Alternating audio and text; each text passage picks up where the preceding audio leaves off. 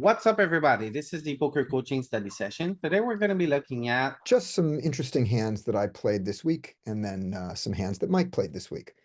So I think one thing I noticed, by the way, is it looks like that poker coaching has a cash charts for short stacked, so we can use those next time we need to. We won't need to on this hand because of this hand, they limp to me.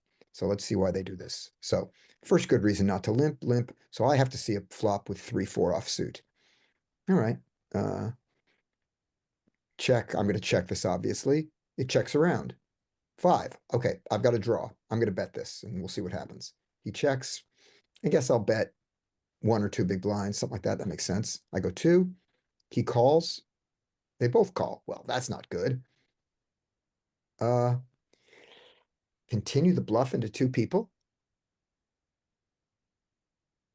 When the card doesn't bring in anything that really uh it doesn't upset anybody who has an 8. So they would call. So I think you just give up here. That seems to make sense. Check. Yeah, I just give up. He bets 8. And let's see what and I have to fold, of course. Let's see what he does it with. Just a random king 10. So power of position. There's the 2 folds. He gets it. He wins. Um, yeah, I don't think I should have continued that bluff on the river. Do you guys? I was Not distracted when you, trying to get some stuff ready, so Oh, yeah, yeah, let yeah. Larry comment. Yeah. yeah, Yeah. I didn't see the whole Okay, I'll hand, just but run. It's super short. It's super short. It's just he open limps, and that's why we see he open limps. That's why we even see the flop. Check, check, check. We pick up the draw. I bet the draw. He calls with 2 overcards, and he calls with a legitimate draw. There. And then the river, when it doesn't come in, I don't bet again. I think giving Uh, up is fine against 2 players. Bluffing at a 2 ranges never feels like the right thing to yep. do. Yeah. And it does, and it makes sense Unless you for get the one of them perfect to, river card. yeah, yeah. And it makes sense for one of them to have an 8. That Yeah, would I that think would I would check there. Yeah. Yep. generally So give that's what up here. happened. All right. Two-way. Larry, you are next. The next hand Sure. is this. Go ahead. Anything in particular about this session? This is just hands from the week. Okay, sure. Yeah, okay. Here we go. I think we get to open this early. Yeah, So 100%. Absolutely. let's open it. Yeah, King 10 is going to be a mix. King Jack, just open it. And it But he should doesn't. just But he it should doesn't. just float around. Yeah. Obviously something happens. Yeah, so we're gonna raise Jack 3 suited from the small blind 100%. Yeah. Yeah, yeah, I would open this. I don't know why I have no idea why that's marked. I have no idea why that's marked. All right. So you get the next one. Okay. Uh We should float around to 7s. Okay, this one. No, we okay, did then that that's the one. same one. I have to go the other direction. Okay. There we go. What's going on here with this? Oh, I see how it works. I'm hitting the wrong button. So here we go. Okay. This is our first one. You get this one. All right, here we go. Okay. Ace 5 gets to open.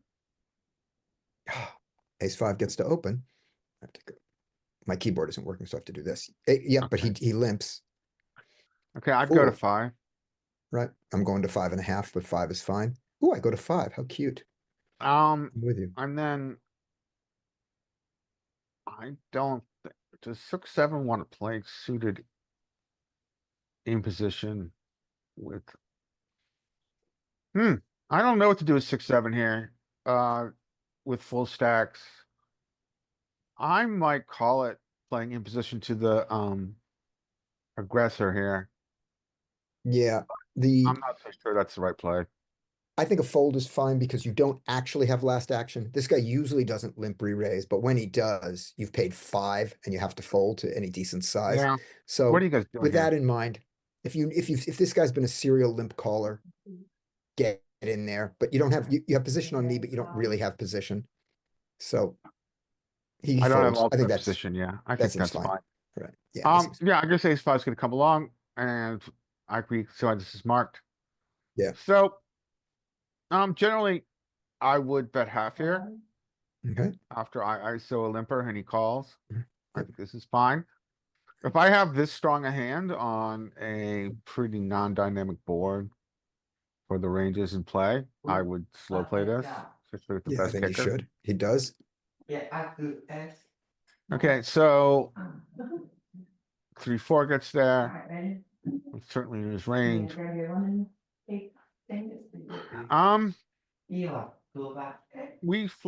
turned no equity. We have a sliver of showdown. I think I probably check. Yeah. He bets small, keeping us in. So what is that? That's like 25% almost. Yeah, it's 25%. Again, I'm going to influence the cards here, but I might call. I probably would call. Yeah. This So side. we're beating his 2 overs. We're losing to all of his straight draws that he had, except for ace 3 and ace 4. Yeah. All the other straight draws hit a pair or hit a straight. Yeah, that's a good way to look at it. Right. Okay, let's see how bad Check. he makes. He goes So he 20. should, yeah, I mean, I would bet bigger. I would target. Yeah. What would I be Overpairs. targeting if I went bigger? I would be targeting his, well, 9s, 10, and 10s, I think. 8s through 10s are in your range. Yeah. I probably would go bigger. I'd probably go like 30 bigs, maybe 35 bigs. Yeah. So there we go. All right. Mike is up.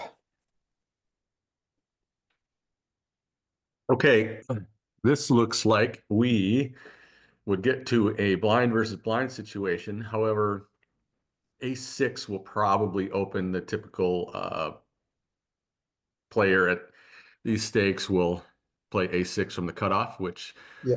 is probably just fine. Yeah. And often for a limp. They will often limp it. Let's see what he does. Just No, he folds it. Great. all Good right, for good him. for him. All right, raise it up in the small blind with the king deuce, and king Mm-hmm. 8 gets to defend here, and they're going to defend by 3-betting quite a bit, I think, if we were to look at charts. But very nice, I look at very charts. nice. King deuce suited to that raise is probably just a fold. Yeah. I would imagine. Where do you think where do you think you want to call your kings? Where do you want to put that? I want to put it around. Defending. Yeah. Your suited kings. No offsuit, except Yeah. maybe king queen offsuit. Do we ever just flat king queen off there out of position? Probably not. Yeah, I don't think any offsuit except maybe if you now ace queen's going to probably be getting it in. Mhm. Yeah, I don't think any offsuit variety really wants to flat there. All right. Okay. So what do you want to do with your suited ones? Which suited do you want to start calling? Down to king 9. I'm with you. I'm with you on king 9. Let's see. Let's see what the wizard thinks. And then we'll look at what Cheek thinks. Here we go. So small blind raises 3. Here's the re-raise to 10, not to 9. I didn't know that, but it is. But king 8. Yeah, that's usually my standard. Yeah, king 8 gets in there with some of it. And I did Oh, it. okay. I see that king king 8's in there. 7 is like the big Yeah. one. Yeah. Okay. Look at this. This is nice. You and I were both right on king 9, but king 8 is there. And don't forget that king 5 suited bluff. Don't know how good this is against population, but just to know it. All right. And then Peak, So I the think Peak offsuit. has. Yeah. Oh, we'll look at the offsuit there. Peak raises to 4, so we're even bigger here.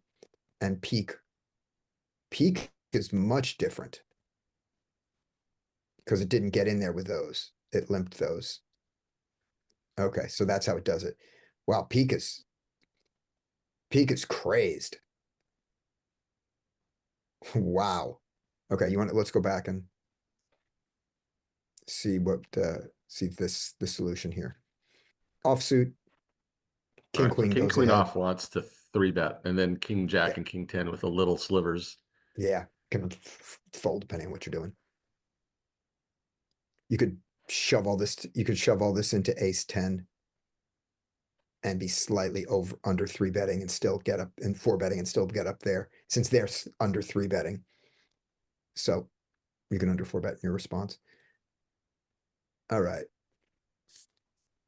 So, but king deuce even peak in its infinite wisdom. Oh, yeah, but it never calls it. It never calls these lower ones there. All right, so here we go. All right, so We go we're to playing flop. with king 8 here, Scotty. playing with Let's king see. 8. Hey, that's All right, interesting. so let's see what you should check. Right. All right, now this is kind of a interesting spot. If it were me, I would c-bet this, even though, like Okay. you said, you were kind of like marginally made. But after they call a 3-bet, I don't think it's even marginally made. I think it's bottom of range. Okay. So I would c-bet. This is a good flop for us to c-bet our range, basically. Right. So Okay. I would do it, and I would go Sounds B50. B50. Maybe I'm pretty B30, sure I'm gonna check, but I don't hate that. Oh no, I'm with you. I'm with you on that sort of middling B40. That's what I go for. And That's interesting call surprising. here. Is this? Yeah, I would like You've to got see. backdoors. I'd like to see display your HUDs, because I would kind of be considering the player type here at this point. I Yeah, would let's see probably what we be know. considering it before pre-flop as well, but just curious if we have any significant. We've got We 100. do. This We've been is a playing with him player for a who's while. very loose and very aggressive. Yeah. Yeah. No 3-betting. He's stealing 58% of the time when he can. So not crazy aggressive. And a fold to continuation bet of 30. I'd be considering a lot of this. This is so I Yeah, would his I'd fold to probably 3-bet is stick only to 70. so far our line is where I would have taken with these. I Yeah. would have taken that into consideration, and this is where I'd Yeah. be. All right. So here we are. All right, so we get the turn. Well, let's see. This could potentially be a continuation bet on the turn here as well with this card. So pure But bluff. the So 8 you're wants us bluffing with a to 5-out draw, right? You're calling this an 8-out draw. this is And you're total betting bluff. for that. Yeah, this is bluffing. I'm Okay. taking this. I mean a 5-out draw. Taking the bottom Yeah. pair and bluffing it. I'm not value betting king 8 All here. right. Gotcha. All right. I went for the check. I went the check route. Yeah, and I would consider check as well. It's right. kind of a tough spot. Let's see how bad it And works out then- for me. So he should bet here. He goes And he B50. does. This is tough. I'm probably influenced by the cards, and I would probably fold here anyway. I mean, I would probably fold to this Yeah, I action think. so far. Yeah. Yeah. Exactly. But I mean, his aggressive nature I would really consider calling. Yeah. And you're seeing his aggression based on his 21 here or his AF of 4? All of that. What's the All of it Okay. together. Okay. All right. Yeah. And did So you I'm fold? I beating. assume you folded. Yeah, I did. I'm beating Jack Yeah. Queen. I'm beating Jack 9. I'm beating King Queen. All those hands could have gotten here. Beating some King X here, not just King Queen, but a few more other King X's. But I just meant the kings I that wouldn't I thought got wouldn't here. consider King Deuce to be in there, but I would consider a No. lot of other King X, King Yeah. 9, King Queen, King Jack. I think a lot of that. I think the King 9 is folding on the flop a lot, although he didn't. So I could be wrong about that. But King 9 of I- diamonds, King 9 of clubs, yeah, I King might 9 have of got one. spades. Yeah. Yep. So good for him. All right. A plus. You are up. All right. There we go. Not know this spot.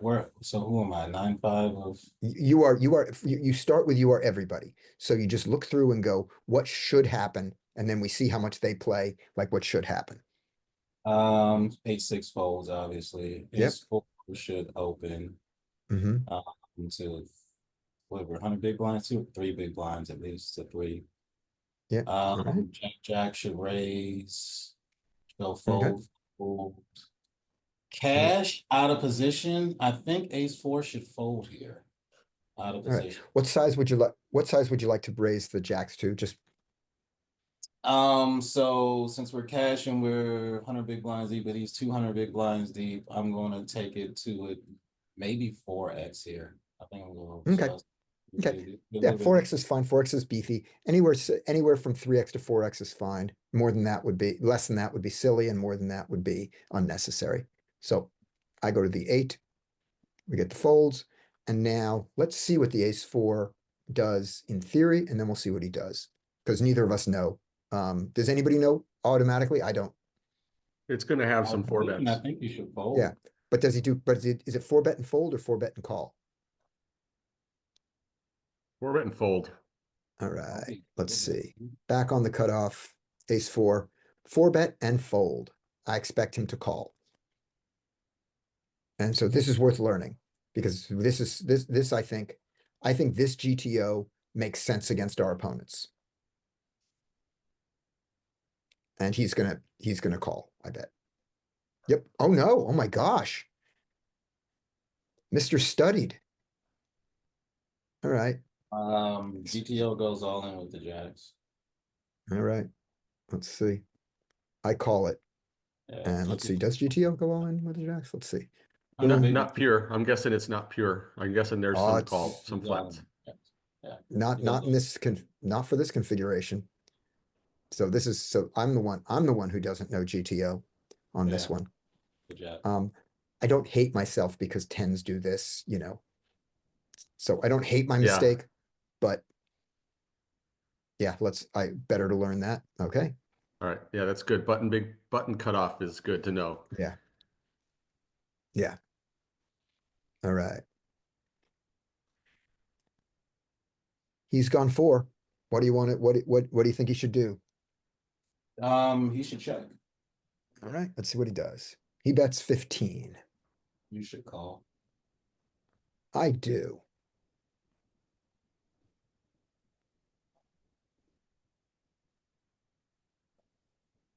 See, he should certainly be checking here, but he's probably gonna bet. Yeah, he should definitely check here. He bets 22. This is off GTO. You got your diamond, the ace of diamonds is already out there. I don't think you can fold this. I think GTO calls here, either calls or pops. I think you have to call. Kind of sucks. Oh, Oh, that's so terrible. how My bluff horrible was gonna that is. work. Yeah, now he's gonna play it horribly and win. He should just shove here, and then you have to He does. fold. Yeah, Yep. you got.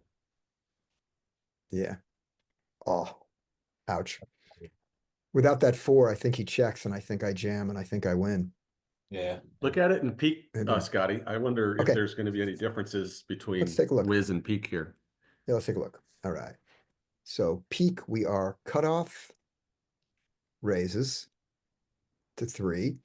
Here we are with our jacks. We decided to 3-bet the jacks. Completely reasonable. Back on the cutoff, ace 4, same thing, 4-bet or fold. He does more for peak 4-bets more often, but 4-bet or fold, and peak doesn't have the king 5 that we have there. But you know, the important thing is this area. Just know it. All right, there's the raise. I want to look at one thing before we finish this. In the whiz, did the ace 5 have calls? No, it There's- didn't. I think it may have a tiny sliver of it if I remember seeing it, Yeah, so but he otherwise it folded, was so it pretty was much raise, four better raise. fold. I think the ace 5 was just a shove and. Yeah, okay. Should've Right, here we just go. This shoved was off that raise. side. Yeah. It's a Oh, so 4-bet. sorry. I'm looking at the wrong one. We are on You need We're to on cut off cutoff raise. cutoff raise, button 3-bet. Back on the cutoff, he raises, and we wanted to know what he did with his ace 4 there. I mean, with his ace 5, whether the ace 5 had any calls. Yeah, yeah, very much the same, except for that little bit thing. So that's good. Okay, back to what we were doing. Peak. So now in peaks, when I get back to here, the jacks do a lot of calling. So we call, we get a flop of all diamonds, ace, ace 10 deuce of diamonds. 10 deuce of diamonds. And there he is with the ace 4. He can bet it out. His usual bet size is 12.5. He bet 15. So same thing. Jacks, you got to have a jack of diamonds to continue. And if you have a jack of diamonds, you do not fold. There is no folding yet. We call. Turn is the 9 of clubs. And now his ace 4 is not near as happy. But he's allowed to bet, and he does. And he goes for the 22, which is 18. Sure.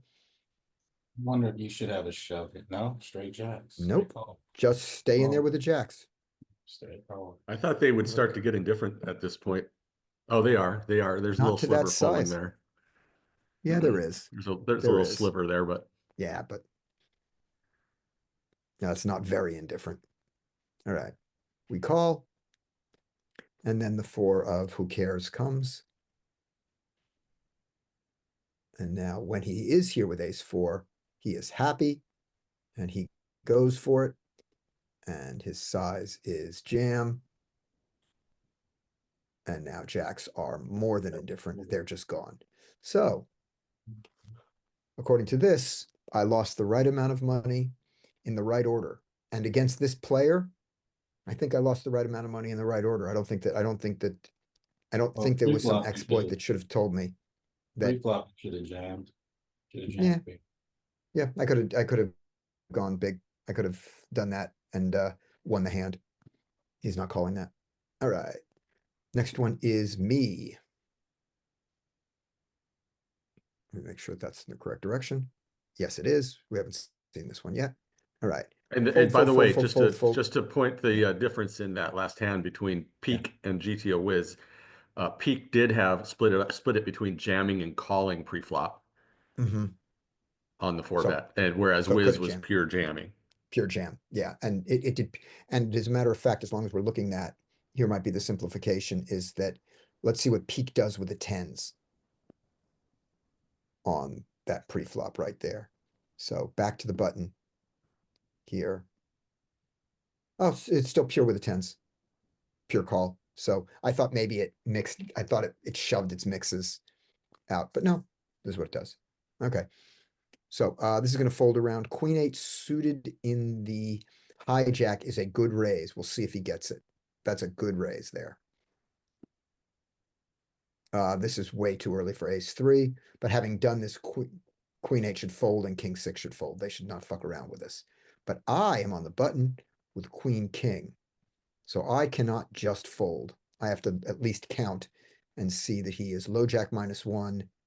I think I 3-bet this. I think this is a common, I think this is a 3-bet. Yep, I agree. Yeah, I do. And he is so folding now. This hand is over. This hand is so over. Well, given how he played it, I think something weird may happen. If he's going to play this weird, I think he's going to continue to play weird. All right. He checks. This is I think the right structure for my range here is to Fine. check back the suited, maybe some of the suited kings I 3-bet can check back. You know, the low suited kings, maybe king 10 suited can check back, whereas king queen and ace king should be 3-betting, or should be betting here, and the king jack probably mixing. That seems like a sort of sensible way to structure the king range here. But I'm going to bet this one all the time. The fact that I have the queen of spades, if I'm mixing this hand, the one with the queen of spades is the one that can check. That's what I want to look at. I believe that the queen of spades will check more than the king queen without the queen of spades. We'll find out. All right. But I bet this one perfectly fine. Okay. Great. Good for you. I don't even think we have to discuss that what I'm going to do. I'm just going to call. And now I'm going to just continue to call. He checks. All right. This is an interesting spot. After It the is. I check, never know what to do there. do you bet? Okay. So the reason I don't bet again is because to be check raised a second time is miserable. Well, let's see The what reason you his, can bet let's think again is about he what has his nothing. check raise region is composed of, right? Yeah, So I think ranging opponent is important here. okay. So I believe that he is doing this with kings that are worse than mine. The Yeah. only king that's better than mine that I think he has is ace king, and he doesn't often have it. He doesn't And play he it would this way have to often, check but on he has it turn. some. Yeah, this doesn't feel like ace king, but I think there are opponents who have some ace king here. All right, Yeah, so yeah. I uh, think it's mainly composed. and I think he's against got a lot of FDs, right? yeah, I think if he's got flush a draws. set, he is betting again. I mean, the most likely part of Mhm. his range, its value are sets like fives. Yeah. Maybe threes. But Yeah, most he of shouldn't have the them- straight.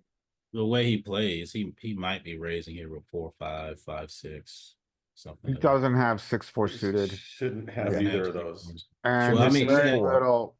There's very little to GTO pair here. You can have GTO 5, That's 6, call 7, free 6, though. 7. GTO doesn't have 4-6 suited, but he's a VPIP of 50, so I Yeah, don't- that's true. He's a 50 of 50, but he's a raise of 8. And he Yeah. open raised this. So that's So if I had to think about, I mean, often solver will check at a position when you check raise bluff and you Yeah. turn equity. Like the Yeah. only equity he conceivably could have here would be like 8-7 spades. Yeah. Not even a 7 spades. So I think you Yeah. need to bet here, even with the king of spades, because you want to just get money from draws. Right. Now But let's you're look at right, the that check SPR. a double check raise is just hell. Yeah. So do you want to get money from draws by charging them, or do you want to get money from draws by having them jam the river and trying to get you to fold? Which way do I you want to think get your your money hand from is the too draw? good to not try to extract money. Okay. I think that's- generally asking your, yeah, I think you're better at trying to extract money from the Okay. region of his check raising range that is composed of draws here. All right. So that's worth looking at. We'll look at the GTO Yeah, response this to is a that. good one to look at. Yeah, So okay. He's not gonna have this hand, but he is gonna take this line with something. yeah, Okay, we check. And now there is a 4-card straight on the board. He checks it. And now we go for value and he folds. And so the only question is. Yeah, now we go for very thin value. And he calls. He calls. Wow. Was a yeah, who's he's a wow. wild one. We got a Right, wild one. okay, so I want to talk about this one for a second, because this came up with Mike's hand last time, and then we're gonna look at it. So Mike had last time we did this, Mike had an ace 7, I think, and the question was, does he bet the turn or bet the river? And he checked it through, and there was some talk about betting the river. And I think that one of the things to observe is that you can bet the river and get called thinner than betting the turn. This ace 3 that called the river probably doesn't call the turn, because the turn barrel threatens a river barrel too, right? Yeah. So That's when a good you point. are, yeah, so, oh, we have a fellow comedy person. Hello, Doug. So when you're trying to extract from their weak range, from pieces of their weak range, betting only if you have to bet either the turn or the river, betting the river is better, because they will call you wider, because there's Yeah, I less see your threat on point. them. You look Right. capped. Yeah, the exception, of course, is that you don't get calls from their draws. You know, the Yeah. draws that would call on the turn don't call you on the river. So that's our balance there. So let's take a look at this guy in peak. This is going to be low jack -1.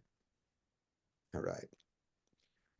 Here's low jack -1 raises. We are on the button with king queen offsuit and mostly folds, but we've got some raises. That's the one we took. And we will ignore what his hand is because it's nowhere in there. There's the call, and the flop is king 5 of spades, 3 of hearts. Spades, 3 of hearts. He checks range. We bet range. Yeah, this is a king high board is really good for us. So, yeah, so there was no question about suits don't matter. We just bet range. What Okay. size did you use? I used 7.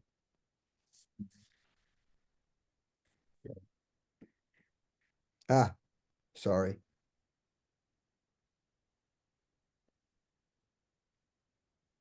I used 7, but I also went to only 9 on, I didn't go to 10 on my raise. I went to 9. So little off on the proportions there, but perfectly fine. And he does a raise, and his raise should be to 23. His real raise was significantly smaller. Just smaller, not significantly. All right, so he raises. When he raises this, we go back to the king queen, and the king queen is already not happy. But if you got the queen of spades, you never fold. So that's right. No queen of spades folds. Yes. And the thing that folds the most is having a heart. Because when you have a heart, he's not check raising you with hearts as often. So we call, our particular combo is the king queen of spade club. All right, here we go. So we call. The turn is the innocuous 7 of not spades. 7 of clubs. And he checks, and now. Okay, so this is good. This is why we didn't know. So this was Yeah. this was a See good why hand the- to be confused on. So all the logic makes sense. Everything makes sense Yeah. here.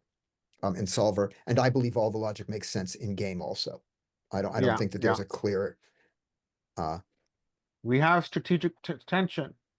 we do, and I don't think we know, and I don't know enough about my opponents to say which of those is better. I don't have a Mark Goon's conclusion of that there's one that's much better, Yeah. and I don't have a Jasper.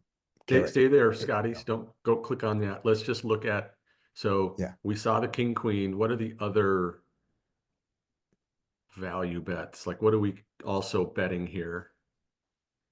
All right. So everything that has a king considers betting. The worst kings here that you have the rarest of are checking. The king 5 is 2 pair. 6-5 is your bluff. Because you don't have a 3, you don't really have a 3 to bluff. To bluff, your ace 3 is always of spades. Ace deuce does a lot of bluffing. You don't have it very often, but that bluffs. No showdown value, bluffs. So I think the 6-5 likes blocking his sets. Mm-hmm. And it also has a straight draw. Yeah. Now, the 7 brought in a straight draw for it. So that's really good. 7-6 has the same pair and a straight draw.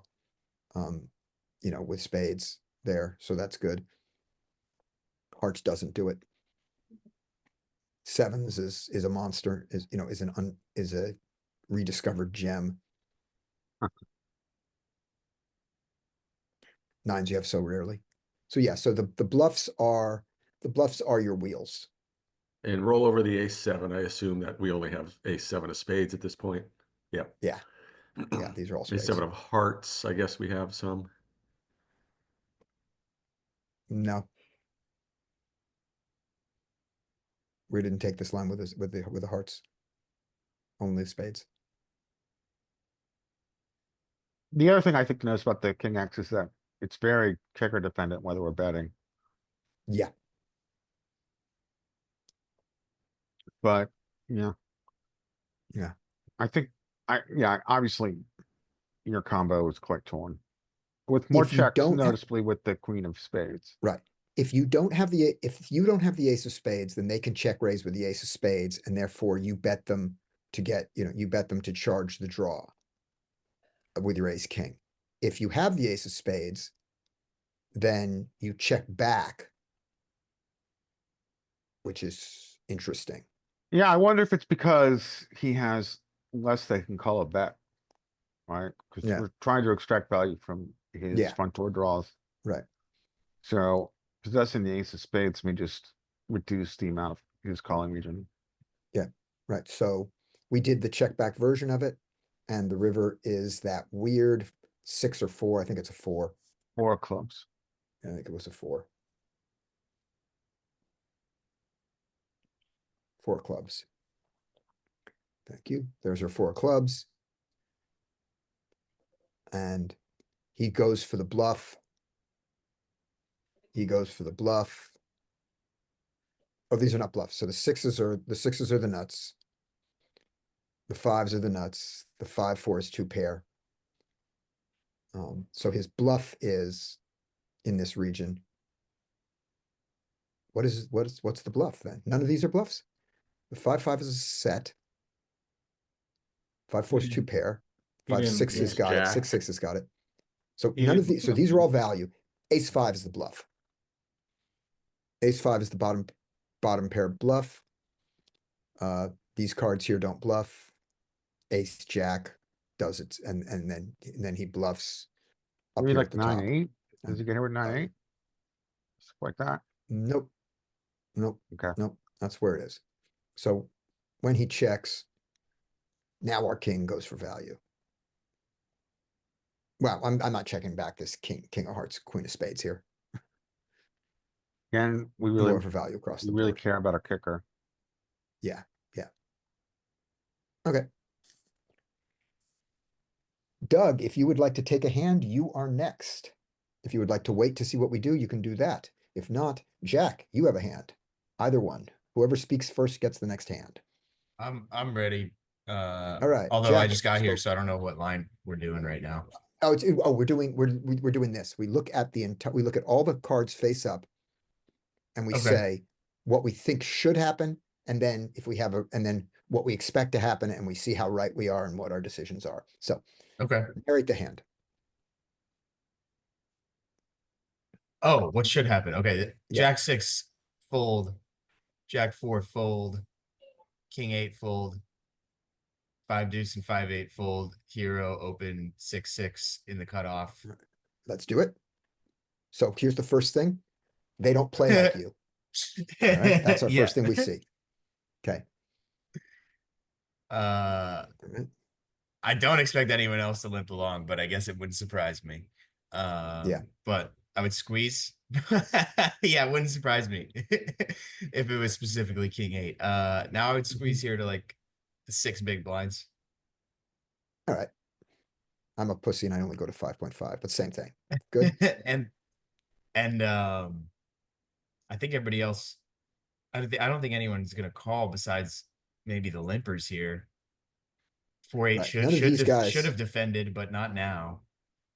Yeah. Yeah. 4-8 needs to fold now. 4-8 needs to fold, by the way, to a cutoff. This is a little too wide.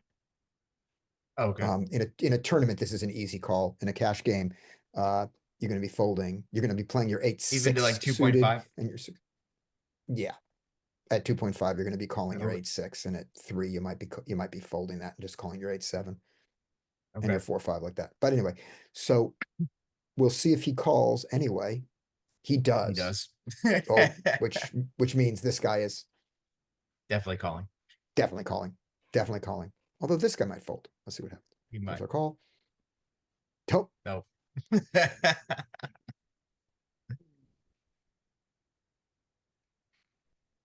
I expect to get checked to here almost always. And I expect to have the Yep. best hand here a lot. And I would do just like a little value protection bet, like for a small sizing, like maybe 7 big blinds. Well, if you did that, you played the hand better than me because because I know me and I'm checking here. Yeah. All right. And at this point, I would start checking too. Yeah. When checked too. Right. Okay.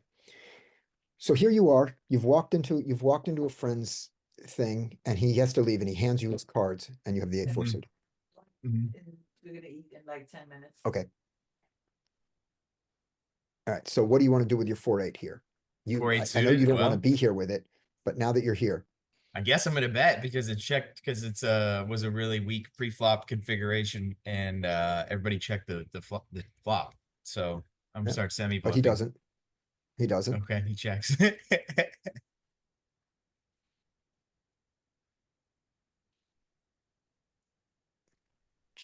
Jack 4 shouldn't go for it. I don't think. Would you? Do you think No, Jack no, 4 no, should no. go for it? No, I don't think Definitely he should. not. King 8 should not go for it. I mean, Nope, he doesn't. he has a diamond. He does. I imagine 6-6 checks again. Yeah. I was ready to bet, but then this happened. Yeah, yeah. Yeah.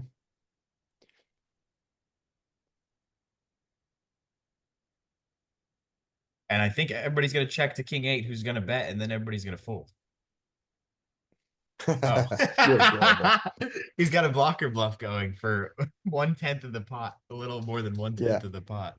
Yeah, All yeah. right. I don't know. King 8. I would raise with King 8 here. Maybe get called by a queen, you know? I would raise to like 12 big blinds.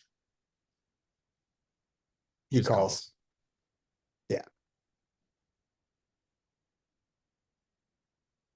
And then I I guess have to everybody else fold, right? folds.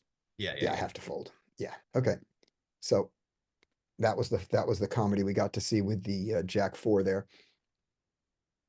That's awesome. So your play on the flop was much better than mine. And here was my thought process on the flop Uh-huh. was, so we'll go back to the flop here. 4 people, if you don't have it, someone else does, and 6-6 is not it. Right, You know, right. obviously 10 is it. 7-8 is some it, and a straight draw, a 9 jack, you know, is all those count as its to me. Right. But 6s don't count as an it. And someone who has a 10 would easily check this flop, you know, That's from early true. position for the check raise. It Those are is my extremely thoughts. multi-weight. You know, Yeah, you're up against 6 whole cards, but I also think it Yeah. is on a paired board, it's hard for somebody to have 2 pair. Like Yeah, when that's it's the just other thing. this weak of a pre-flop configuration. yeah, they have to hit one of those 2 cards. Yeah. So, and these are not the most played cards. The 10 is Right. a highly limped card, but Yeah. because they limp King 10 and Queen 10 and Jack 10, those are highly limped hands. But when 2 10s are out there, it's hard for them to Uh-huh. have had those hands. Yeah. Right. So this one just happened. All right. Mike, I'm gonna hand it over to you to do hands because I'm gonna go away now. I may see you guys in an hour. I may not. Have fun. And then Doug, you are the next hand is yours if you want it. All right, and I'm gonna make Larry the host. There we Hello. go. All right. I'm gonna stop sharing. I'm the we captain go. now, Alright. gentlemen. You're the I captain. am the captain now. Right. All right, let me pop up the screen. Let me know when you see some stuff. Do you see some stuff? Not quite yet. Not yet. Yeah, I seem to be running a little slow here. Now we see.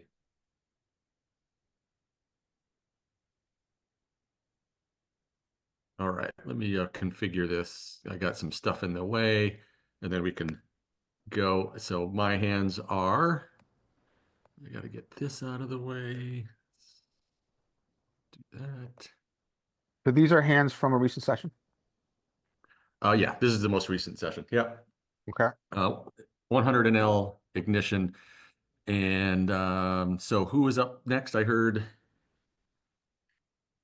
Let me That pull was up the list Jack, here. Scotty, maybe me, Doug, I think. Scotty. Doug. Hello. Hello. Hey, Doug.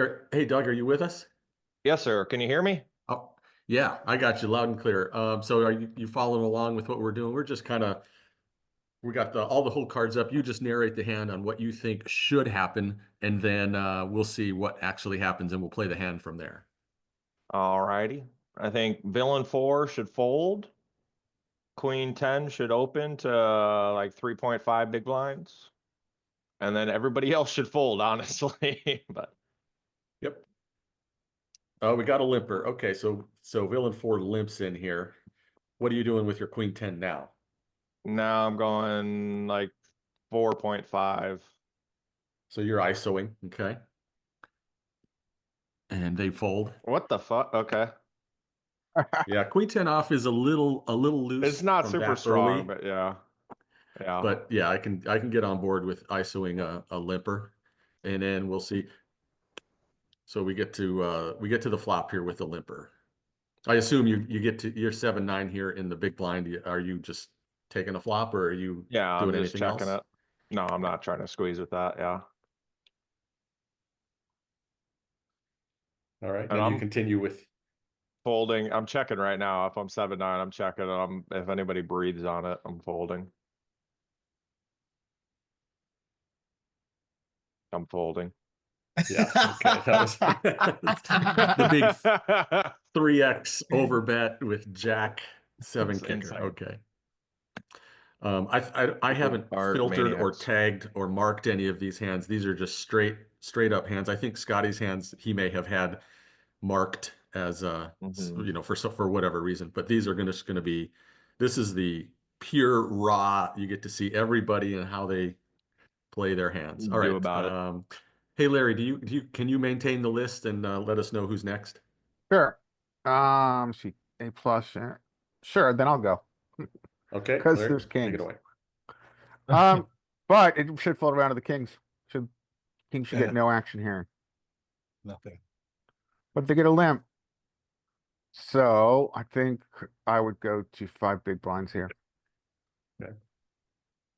And yeah, and you should Yeah, take it that down. was an easy one, Larry. Let's give you the next one. Sure. Okay, so king 9 is too early. It should fold around to the blinds. He should open to 3 and 9-4 should fold. Okay, all right. Who's next? You are. Me. All right. Okay, we got some hands here. Let's see. Fold around to 10 jack. 10 jack. I will raise 10 jack here in the cutoff all day. Ace queen should 3-bet. And they do. And ace queen suited This is an in the interesting big spot. blind to a cutoff button 3-bet. I would be 4-betting this all day here. I would 4-bet the ace queen suited. They just flat. All right, that tells us something about this villain, that they're probably a recreational. All right, 10 jack. Now, full disclosure, I remember this hand because I know what I do here. I didn't see that he had flatted. I thought I was just facing a 3-bet from the button. So I did not see the flat, and I was going to 4-bet, and I do. So I 4-bet, not knowing ace queen off, or the big blind had flatted.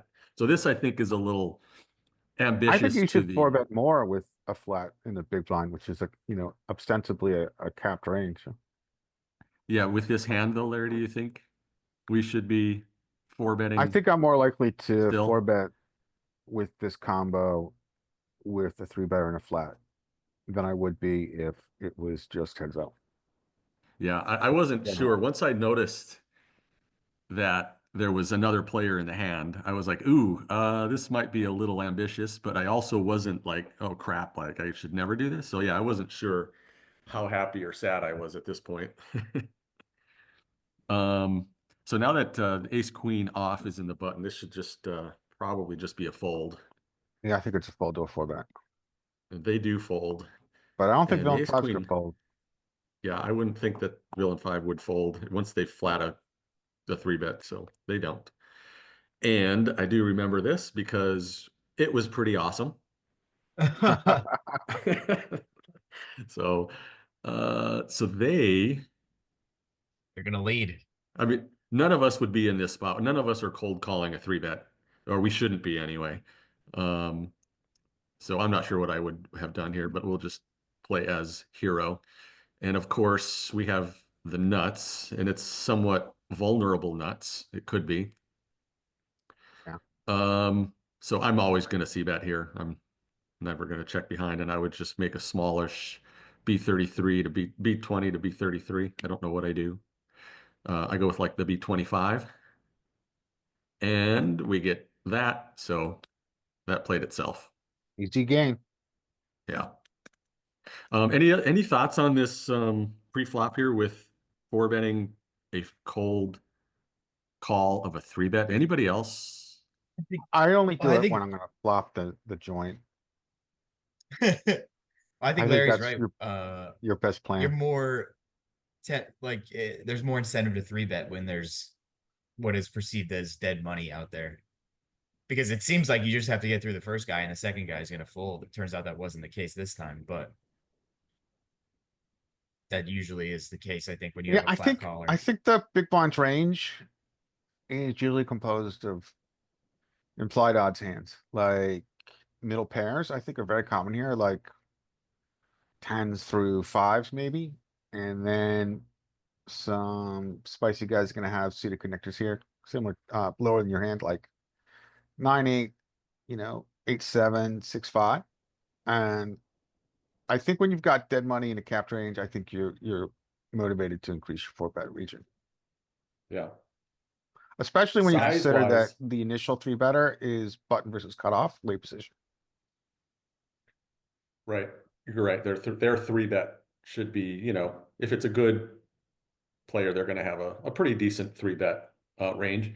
Now, one thing that because I didn't see the cold caller, my four bet size, should we, like I was basing this size on just his three bet and not the additional. Should I be, if we four bet, what do you think Yeah, our that's a really size good should be? question.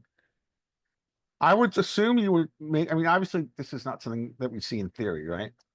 But I would assume that you increase the size, like you're using a conventional out of position four bet size here. I would maybe jack it up to like 25. I think 3x is fine because if you're going bigger, you're putting in a 30 or stack. Yeah.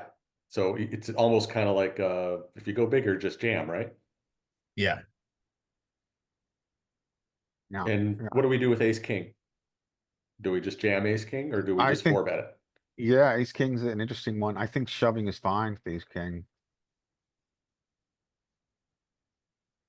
That means we need to shove some other hands too. We need to shove Kings. kings is be a good one. That's one I like to mix in with my ace king, and kings are kind of like a good balance. Whereas we're just I going to would go four bet queens, aces. and then I would four bet aces and kings to 25. Okay. But Okay, yeah, who's next, I Larry? mean, we're just slicing hairs there. I think king's fine too. Who's next? In this spot, Um, I'm jamming with eights or better. I wasn't sure which Doug that was. Now I know for sure. Hey, Doug. That's it, Larry, you said that you're four betting with 10 jack in that spot. I said I've played with you. No, you're not.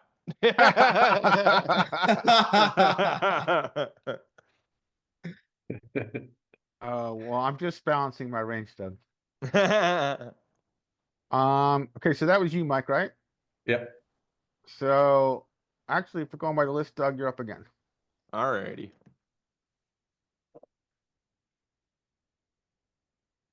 All this poker, I had to smoke a cigarette.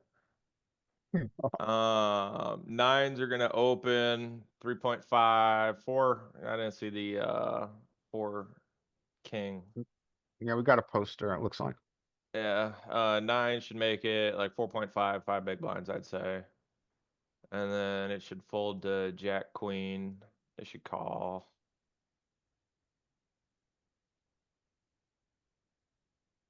Yeah, I'm gonna keep going just so Oh, okay. assume And assume then- your action is good. Okay, and then I'd say 2 ace should call also. Ace 5 might get in there. And then to a flop, I'd say.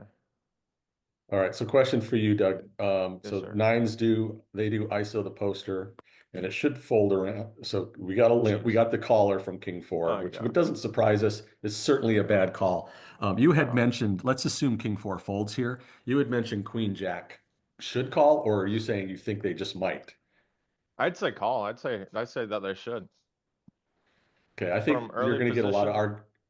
Yeah. I think you're I'm going to get a pretty lot of loose. argument that you shouldn't be calling Queen Jack off here.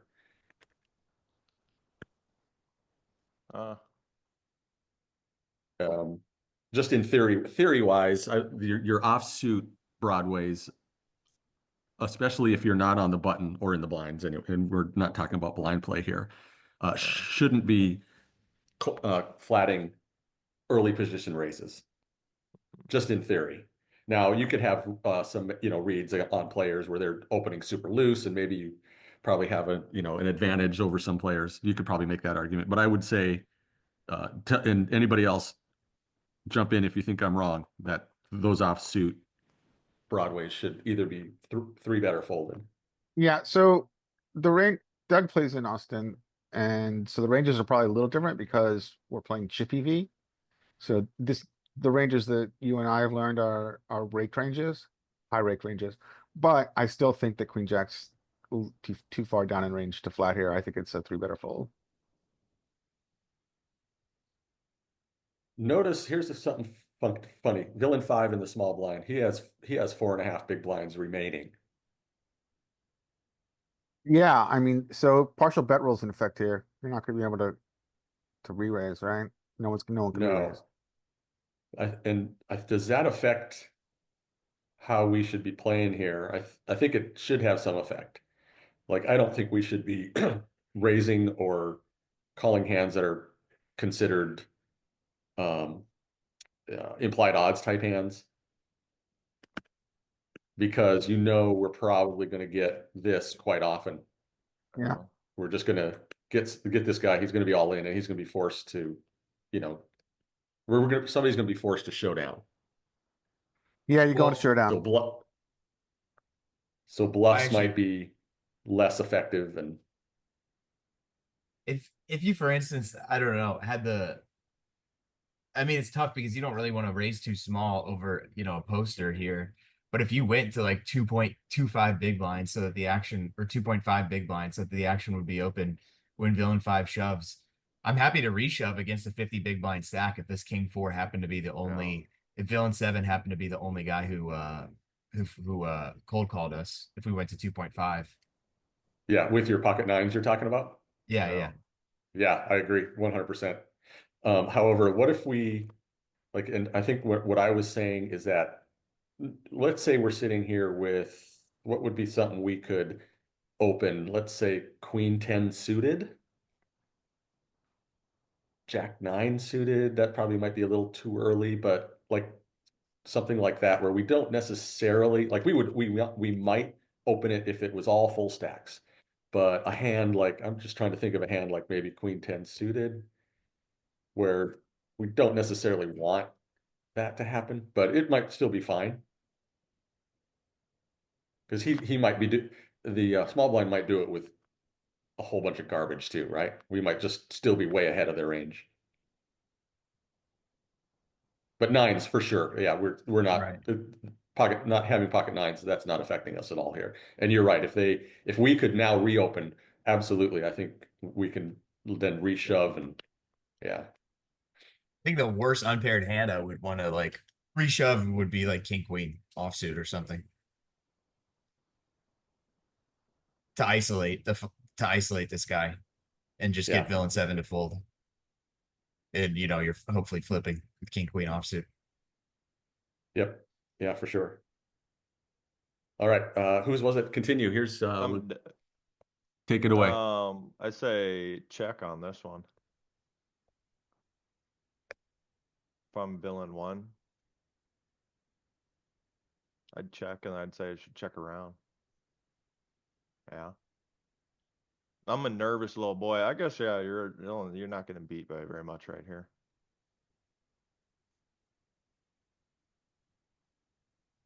And villain 5's gonna call. Yeah, they were all in. Oh, yeah, yeah, yeah. All right, I'm just trying to adjust my screen here because I got the Zoom windows in my way, so it's hard for me to see some of this going on here. Stand by. No worries.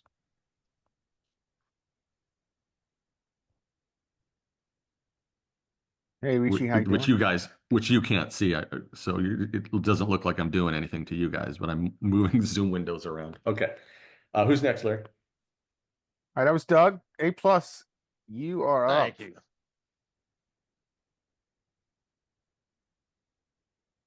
Oh, I thought you were telling me I did A plus on that. I was like, oh, thank you, Larry. the 99. A plus plus, Doug. That's interesting. So ace four, I think is a raise here, but I think ace four is still open. I think It it's- is. Yeah, on the charts, ace four, pretty much every suited ace up to ace three is an open. Yeah, it's still open. Ace 10 should fold, 7-6 should fold, Jack 6 should fold, 2-4, 2-3 should all fold. Jack 9. From there, it was the big blind. You could, I think from there, since you're under the gun, I think Jack 9 is a fold too. And maybe 10-9 Yep. is a fold. Maybe 10-9 Yeah. is a fold. It would be to a 2.5 or 3, but now we've got a A min 2. raise, a 2 big blind raise. Oh man. I think we'll look at this. We'll bring out the pre-flop police charts. And I think number one, ace 10 is a fold. Number two, Jack 9 will be a fold in the small blind. But 10-9 off, I think is also going to be a fold, but we'll take a Yeah, look. I think it's a Take a look. fold against these early positions. But now you've got 3 callers, a raise and 2 callers, I should say. Should we be defending for one more big blind? Yeah, clearly the suited combo you are. I think this offsuit combo though, I'm not so comfortable with it. I think I fold. I think the charts are going to tell us to fold as well. Yeah. What do you think, A plus? What would you do? The charts are probably gonna play fold, but I would probably play it for one big blind. Just being Yeah, and I think they do fold. Maybe we could argue we can defend it if we know that the other players in the hand are, really bad players, which will increase our expected value. But let's take a quick look here. Let's see if we can find what a 2x. So how would you get these many calls? Are you going to use the chippy V? No, I'm going to use the 8 max, which I think we can get a 2x open. Okay. Maybe would Peak show these because it's not a rigged. Yeah, so let's try this. So that first position was low jack +2.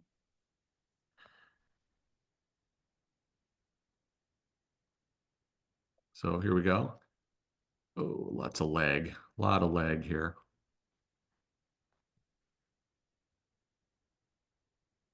And we got this flat. And we got a small blind flat, which let's take a look at Jack 9 suited. Is, yeah, pure folding. Jack 10 suited's got a little sliver in here. But they call. Now, 10-9 off. Yeah, nowhere near. None of these offsuit stuff should be defending. Look at even king queen and ace queen. To these charts, to these ranges that GTO Wizard is applying to these players. Look how thin, or look how tight we have to be. I will say though, Now, these are heavily rigged ranges, right? This is live 10%. yeah, this is a rake. Yep, 10% rake. So, flatting is always kind of frowned upon. And the other point I want to make is, again, I kind of brought this up. If the other players are pretty bad, they're not playing these ranges. So the under the gun open range here, that seems pretty good. But look at what there's just the ranges of these other players that are flatting aren't going to match the ranges that GTO Wizard is applying it. So I think, you could probably get away with being a little looser than this chart is showing. Yeah. 10-9 might be too far off though. Yeah, I think it's I think you want implied odds hands, and so but with this many callers, I'm looking at peak and it's not even calling any suited connectors with this action. It's calling more pairs, but it's not calling any suited connectors. Really? Yeah. And that's with chip EV too. Yeah, I mean, I don't think there's rake included in when they built these ranges in peak. I think these are chip EV. And that's to a 2 big blind raise? No, it's 3. Oh, okay, 3. That all right. That makes a bit of a But- difference. Well, if it was 10-9 suited, even though it's telling us not to call, should we actually call, knowing that these ranges are even in a reasonably tough online game like 100 NL, these ranges are still much wider than GTO? Because these calls are supposed to be super tight, but obviously they're not. These calls that get to these are calls from the +1 and the small blind. Yeah. Right, exactly. I think, yeah, it's tighter than I thought. It might have to do with reverse implied odds, right? So against Right. these many ranges, your straights are probably good, but your flushes can be outflushed against 3 different ranges. But your sets on a good run out are really good. So it's True. calling that. I would definitely call the low pairs here to set mine.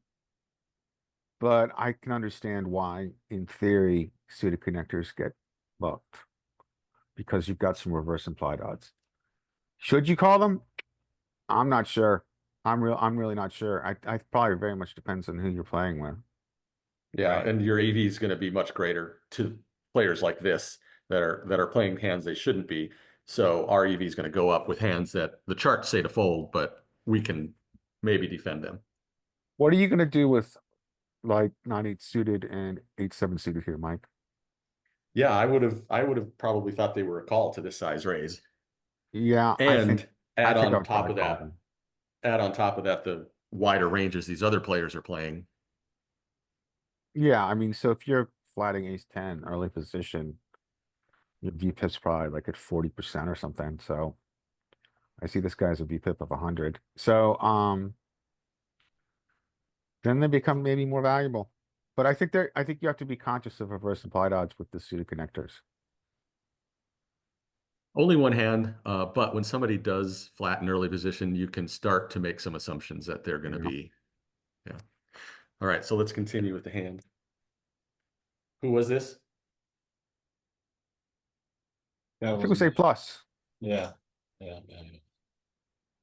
All right, so Jack, ooh, that's interesting. You got a double blocker there.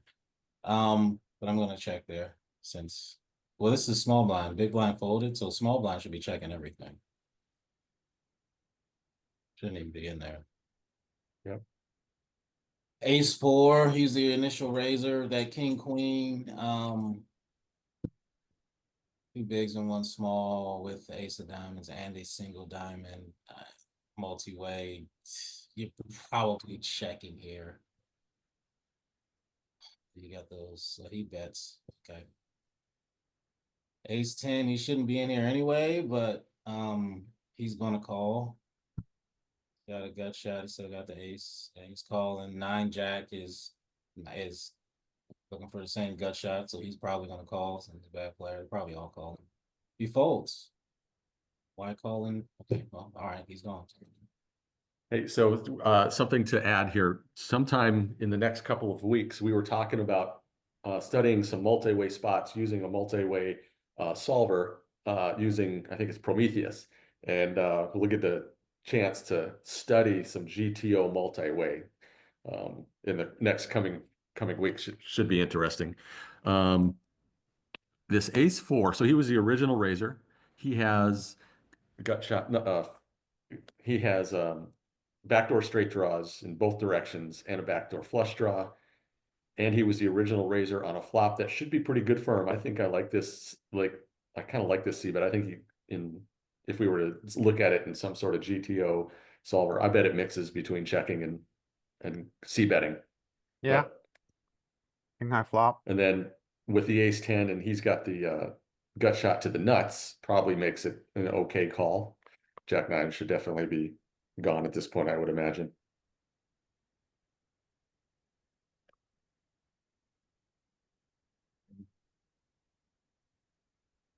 Brick.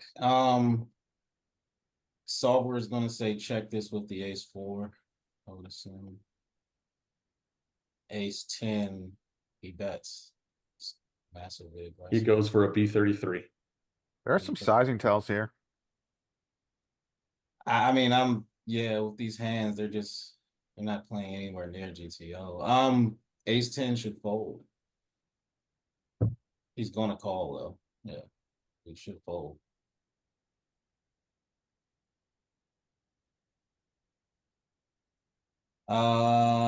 Ace 4 with the 2 barrel against the king queen. He should be checking here and giving up. I wonder what he'll do. He's banging it. Yeah, and ace 10 should fold. I like villain one's line, to be honest. I like everything about it. The initial raise, of course, we know is good. Multi-way on that flop, I kind of described what I thought was a decent bet. I didn't like the turn size. I thought his turn size should have been bigger. He does pick up a gut shot now, so he does pick up the gut shot. So I think he should be betting bigger. Like Larry said, that's kind of a sizing tell. I would have went like a B75, maybe even like a big. I would have used a bigger size. And ace 10 should have folded either way. Well, but- you can argue the best bluffs are ones where they call flop, call turn, fold river. Yeah, right. And then when he gets here, I liked his sizing. Because he's not going to win the hand if he just checks. He does not give a fuck about Jack 10.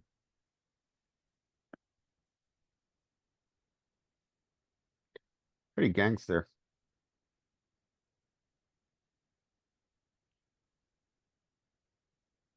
Who's up, Larry? That was A plus. Jack, it's you again. All right. I think he's gonna fold around to ace 9 suited, who's going to raise. And then we should see all folds, but I think we could see a call from 5-6 suited here. And that might bring in Jack 5 suited. And the rest would fold. Okay. That's right. Yeah, I mean, this is not the best board for us to see bet, but I think against this guy who is presumably a very weak player, we can start value betting second pair top kicker. And I would bet for at least 2.5 big blinds, 2.53 big blinds here.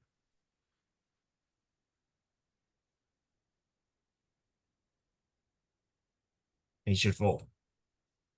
But he might call with a gut shot to the dummy end, but he does not. Okay. So if we were to look at this, we could look at this, but here's what it's going to tell us. 6-5 in the cutoff is not a flat. It would be a 3-better fold and with a very small frequency 3-bet. If you were on the button, same deal. It does not like flatting all that often, and it likes 3-betting, but 6-5 could get in there as a flat. If we were to put him on the button here and say that GTO Wizard would allow that, if we were able to look at it in the solver, this would be a check range spot for the earlier position. His sizing is definitely not a thing. An overbet is not a thing here. Or not an overbet, but a pot size type bet.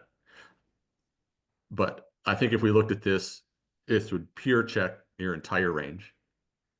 Yeah, this range, I mean, I would think this range is really good for an imposition flat in this position. And we know solver, I mean, he's essentially turning his marginal value into a bluff. Yeah, Jack, I think your small bet is fine, but this sizing is out of line from what solver would do. I mean, he's claiming sure. 2-pair plus here. I mean, It's a bad sizing. And I know it's a range check, but I think, I don't know. I always look for reasons to see bet for value against weak players. So yeah, sure. Yeah. what I do.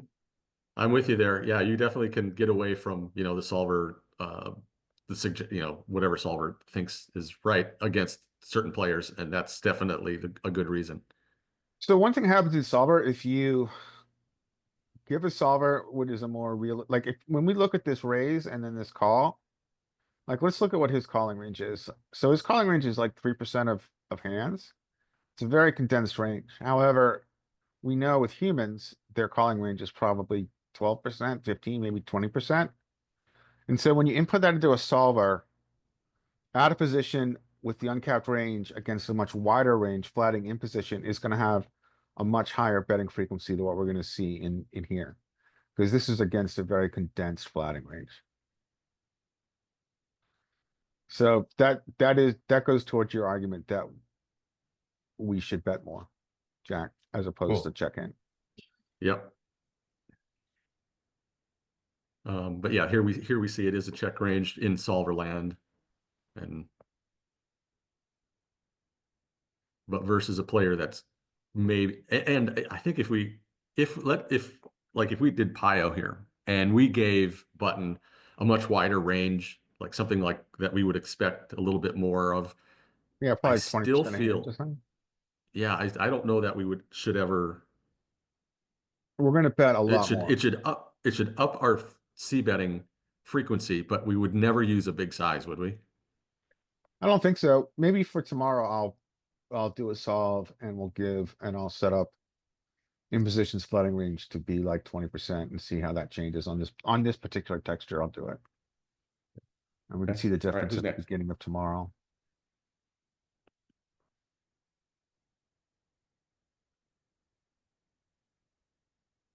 Who's up All there? right, so that was Jack, right? And so, Wichi, do you want to have a hand? Yeah, I'll go for it. right. Cool. Where are we? So it should fold round to King 9 could open, but I'm guessing there's going to be more than that. Yeah. Okay. That's an King- interesting hand now. yeah. So King 9 could still open, but they would go to like 4.5 bigs now to obviously ISO the weaker players and reduce people coming from behind. Queen King 7 9, I off think should we'll fold. find will be outside of the range we want to open there, but Even in what? Just solver because of land, a that is. limper? Because of a limper, or just in general? I think even to a straight open King 9 suited is outside the ranges. If we were Fair to enough. do a quick look here. Yeah, these Oh, ranges come are on. with high rake, right? So if you're playing a different kind of Well, game, maybe King 9 They're becomes an open. they're with like online rake. Yeah. Yeah, I'm just talking about, like in Texas, we play chip EV essentially because we're paying time, right? Fair Just enough. just Yeah, I one get pip, you. just one pip outside, but it's can be argued we can open it against certain opponent play an opponent class. Yeah, fair enough. Does it become an open in cutoff then over the hijack? Seems you've got that open, just moving it one position. Yeah, it's an open at the Yeah. cutoff for sure. Okay, cool, fair enough. So it's 10 there. Yeah, makes sense. Fair. Well, they folded, which was good. There So it is, mixes in the cutoff. Okay. So King Jack becomes a little bit awkward because of the limper. Otherwise, they would have obviously pretty much opened this. Would they still do this? You could still go for an ISO with the limper here. So it would be like 5 big blinds, 6 big blinds, depending, I guess. I would never call. I'm with you. I would ISO. Anybody else? Yeah, I think it's an ISO. I think generally this hand's gonna suck eggs multi-way. Yeah. So if you are gonna play it, you want to play it as an ISO and have it heads up against a capped range. Yeah, I think limping's not the right call ever here. But that's what we got. So on this board now, probably you're out of position, first under, you've limped, you just check it, it's not great. 5-7, middle sandwich, small stack. They've gone open-ended, but it's not going to take them much to get all in, so I would probably still check it. Yeah, Richie, Um, let's pretend that this villain has a full stack here, and because this could be you. You could be Okay. have been limped too. You true. What would true. you do? What would I do? Depends on the players because it's already a different situation how much I know about them. But yeah, I would consider them with an open-ended and it being a rainbow board, placing some form of bet like a two big blinds or something just into this, just to slightly increase the thing if anything was to develop. Just get an idea of Yeah. what people's strengths are, but also if you steal it here, right, fine, whatever. But yeah, you kind of want to start doing a bit building. Yeah, So this I'm is with you. this I is good think to see, I right? would do. We're kind of getting a little insight into where people are finding their donks. Yeah.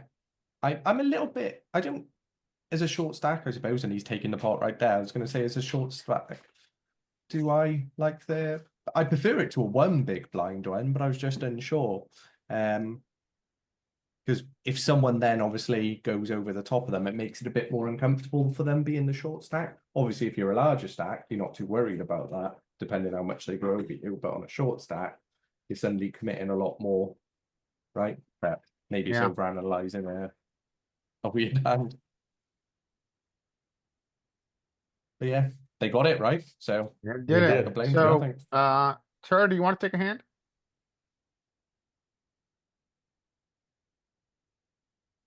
Yeah, sure. All right.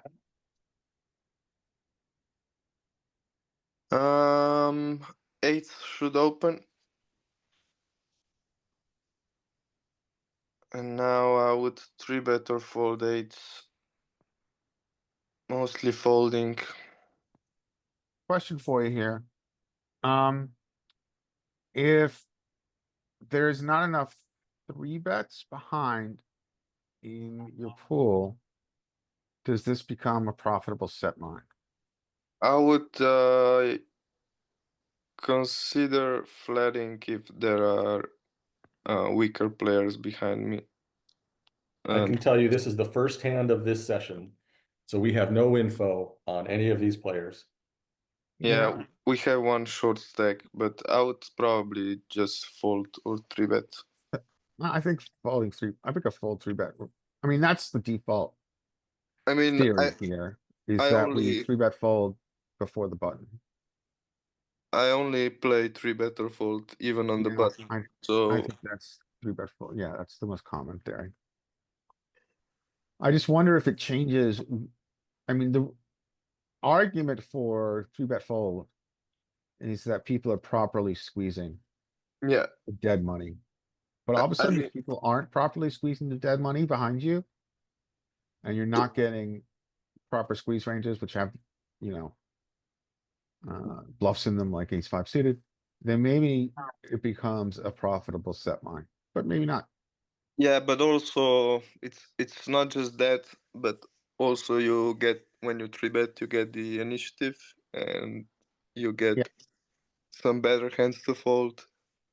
Yeah, agreed. Yeah. You're in position, so And you're highly likely to get position here if you 3-bet. I see your point.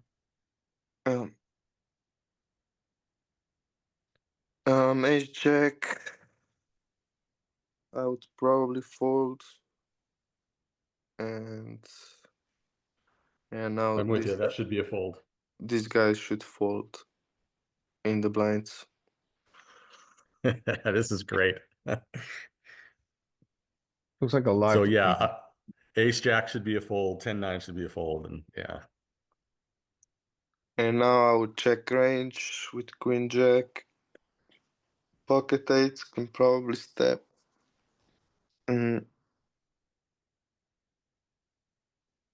Pocket eights.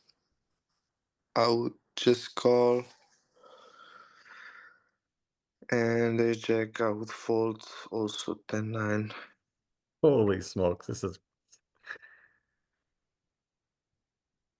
Ladies and gentlemen, as we see over and over again, bad Cooler. players rewarded. There's going to be some fireworks, boys. I was going to say one bad player got rewarded, one also got punished. Now, if I had Queen Jack, I would probably continue barreling because I don't expect many jacks to call the flop bet. So, guys, this is why you don't open queen jack off EP. You've got kicker issues even when you get your hand. And pocket eight, I think it's an easy fold now in the sandwich. And ace jack, I would just call in position. Look at how much depth we got between these two opponents too.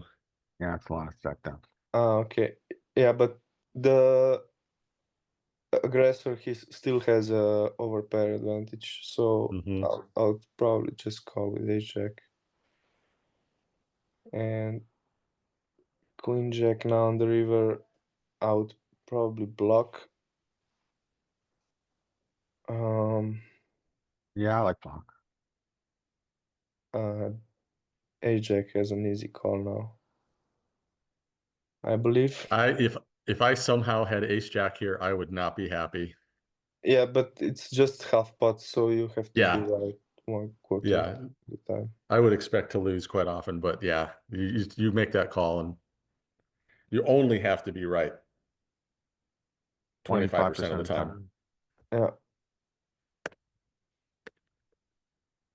All right, that was Ricci, right? Oh, that's Tura. That was Tura. All right, back to me. So king queen gets to open this early and it should fold around. 8-7 might play. So this is a very interesting spot. Actually, this is going to be a bit shocking to people on this call, but this is a fold. You've got It's a fold, serious reverse implied odds with this hand, so you're supposed to fold it. Yep, good fold. Okay, let's give you the next one, Larry. That was easy. All right. Ace jack in this early position does get to open. And Funny enough, in the charts, it's not a pure open. this early? Okay, Yeah. I can see that. So, it gets around to big blind, right? Okay, so we got a flat here. So this puts king queen in a very interesting position. Against this early position open, I don't think I'm too comfortable turning this into a squeeze bluff for the dead money. But I think this hand functions better as a squeeze bluff than it does as a flat. I think we're gonna have more flats here with the suited combo. I think it's pretty aggressive to turn this into a squeeze bluff here against early position. To be honest with you, I probably flat, even though solver's never gonna do it. What do you think, Yeah, Mike? no, it will fold. I'm pretty confident this is a pure fold. Against the flat, Especially to yeah, the 3x. Yeah. And I think if it was like a min open, I think it might even still be a pure fold should we see with what no peak is doing? flatting. Even that's not really realistic because you've got a lot of. I don't have peak. You'd have to pull that up. If we just look It's not gonna be at totally a, realistic because it's not a rigged. Yeah, it's a yeah, fold. no rake involved. So ace You guys wanna jack is see a this range mix real quick? from this. Yeah, stand by. Let's see whiz here. So ace jack is a sure. mix as we mentioned. And then of course we know 5-7 is not a flat, but there are flats on the button. So we're gonna have them call. And then the big blind, let's see, king queen off. Yeah, pure there to a 2.5. So you make it 3 and it's even more so. Yeah, I think this really Look at speaks ace to the, queen. yeah. I think it speaks to the problem with king queen off in that reverse implied against odds are really shitty against an early position RFI. Which is why we see the same thing with ace queen off. It's just you have reverse implied odds against what should be a pretty condensed opening range. And then taking it multi-way. And we'll have the same points being made about, okay, now if this guy's range is much wider than this, then we start deviating from theory and we can start making plays that, you know, the solver is telling us not to. Yeah, we can see this is full of implied odds hands, right? A lot of suited connectors and a lot of do you want, yeah, so this is what it looks like. It's very similar, actually. This is what our range is like. King queen's out, but without rake, it's playing ace queen in a mix. And then we see it's playing, it's set mining all the way across. It's playing the suited aces and the suited connectors are in there. I think this is a very reasonable range for this action. But again, king queen is out. King off is out. And it's squeezing king queen suited, which I thought might be a flat.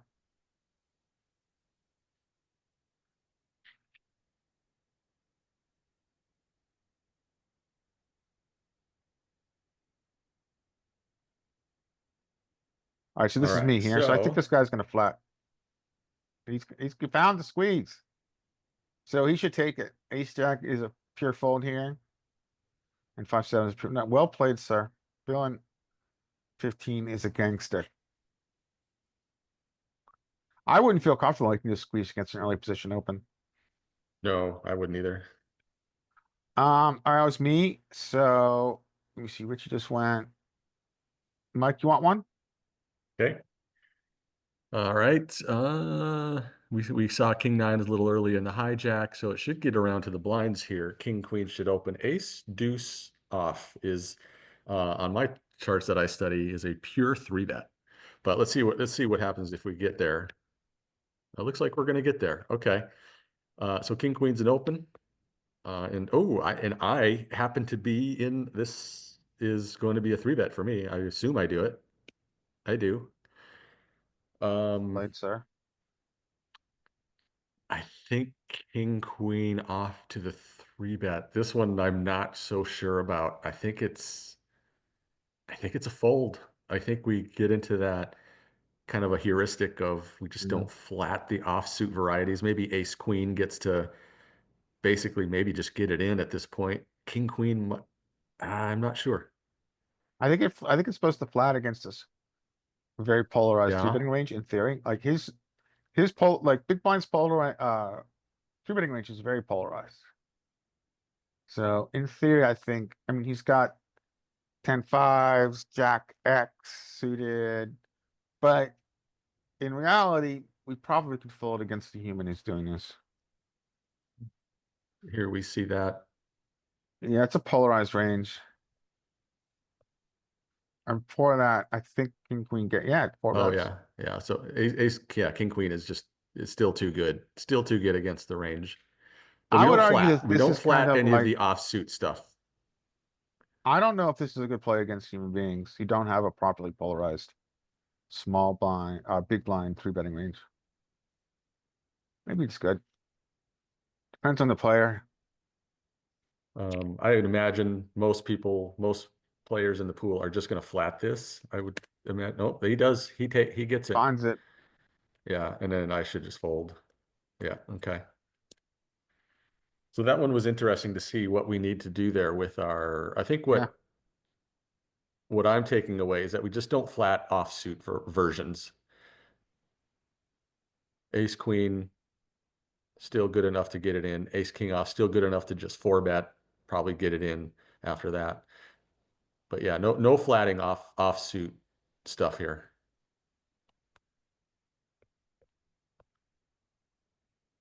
So that was you, Mike. So Richie, you want to take one?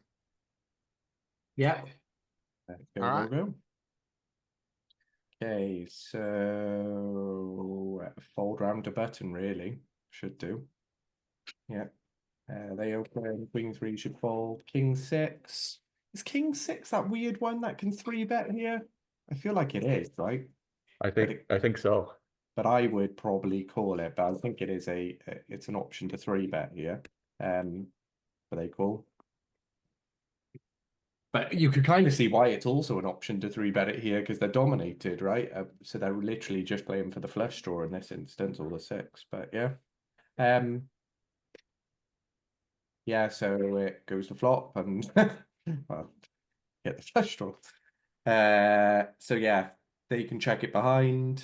This one here, or do they on this board have a continuation? It's very connected.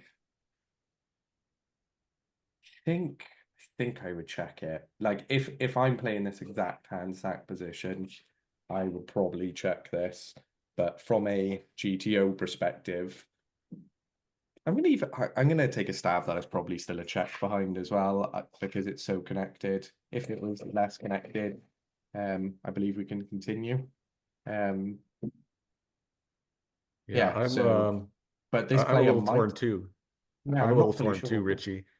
I'm not sure if this, I think this should get c-bet quite frequently to a, to a small size, in I theory. was thinking that because we, in theory, can have the stronger range, right? But Yeah. there is a chance, obviously, that could they have a nut advantage? I suppose it's quite equal here, but yeah, we can have the stronger range and maybe we have a slight nut advantage. Yeah. So so you do just continue small run, I guess. Oh, this is your one, is it? This is actually your hand, just noticed. It happens to be, yeah. Yeah, fair. Yeah, I think continuation makes sense and smaller sizing makes sense because it's connected, and you also don't want to just be called by the strongest, right? So yeah, okay, this hand here. Well, to really realize their equity, they should just call, but do they ever consider a check raise here? What would you do? I'm trying to be a bit more aggressive lately, but I don't feel like I'm always finding the right spots to be aggressive. I think I would. I think I'd call because I would be concerned about check raising and then them raising me and me not getting my equity, but that might be too safe. But I probably, in hindsight, would also think, am I going to win this any other way of hitting my thing where they might slow down or bluffing it? It's really the only two ones. So yeah, don't know. But as I said, my instinct would have probably been able to call it back. This situation now, you've had a caller, you haven't improved. It's still your advantage. You kept it small. They didn't check raise you and it only called small. I feel like you could continue as well because you still do have equity and you still have range advantage. So your actual hand has equity and your range still has advantage. So don't hate a check back here. Also don't hate a continuation if you're continuing. So you did check, but if you are continuing, would you go bigger because they capped themselves by only calling the small bet? Yeah, I think with this specific hand, I'm always going to check back. I'm just not going to bet the middle of my range here. I would bet the top end and some very bottom end, with equity is probably the strategy I would take. Yeah, makes sense. So yeah, you check it back and then you get there on the river then. I would say because you check back and they get in the river now, they could lead. Yeah, I was gonna try and work out what side they could lead, but I would say they could lead because it could be a bluff as well as actually making it right. 5, you're gonna get called by most pairs, so if they're targeting just someone with a weaker pair, 5's reasonable. But you would be thinking with a 5 big blind bet, what are you aiming to get called by? A 10 would maybe still call 5 big blinds. I would say a jack should definitely call it. An ace would probably call higher. So in this position, because you're going to be polarized, I think villain 16 should maybe go a bit bigger to target those aces and some of those stronger jacks. You could even argue well, no, you shouldn't have a straight, sorry, because you check back. Yeah. I don't know. I think I would go closer to pot here. I'll probably go for, the 8 or 9. Yeah, I would have used the larger size. And then yourself here is tough, right? But for this small, well, tough for a bigger size. For this size, I'd just call it, you're not happy, you could be beaten. But yeah, folding's good as well. Finding the fold is really what's it called? What's the Disciplined? word? Discipline, that's the word I'm looking for. Yeah, finding the fold there's really disciplined. So yeah, don't hate the fold, but I don't hate the call either. Yeah, I think this would, for me, I don't remember this hand, but we didn't have any hand, like this is only the second hand of the on this table. And I probably was thinking they just don't bet worse as often as they should. Fair. Whereas Makes sense. if I had a lot of hands on this player and I saw that they were like really like a pretty good player, and I think I might consider calling a little bit more frequently versus some of the players. And of course, I don't have any info on these players, and I'm just going to lump them into a player pool tendency as opposed to a specific player tendency. And there's probably an overfold type. Yeah, but it's No. best to overfold if they're under bluffing, right? Yeah, I You're think making it's- it. So I think it's very underbluffed here. The Yeah. spot. So, I mean, I just happened to be right on this one, but he certainly, if he was good, could. I would bluff this in their position with you checking back. Because But- you're playing like you have the flush even you don't have it. I would bluff probably most things here, even with Yeah. absolute air. I would from the small blinds position. And I'll probably go. what are your bluffs? Well, the big blind just has the widest range and the most nectars, so I'd be bluffing as if I was going for value as well. I'd probably have gone eight, 9 big blinds. Yeah, As I said, I'll go with anything basically here. You don't have like a ton of continues on the flop. But yeah, but because you called the bet on the I flop. think you would have to start turning some pairs into bluffs to get even close to bluffing enough.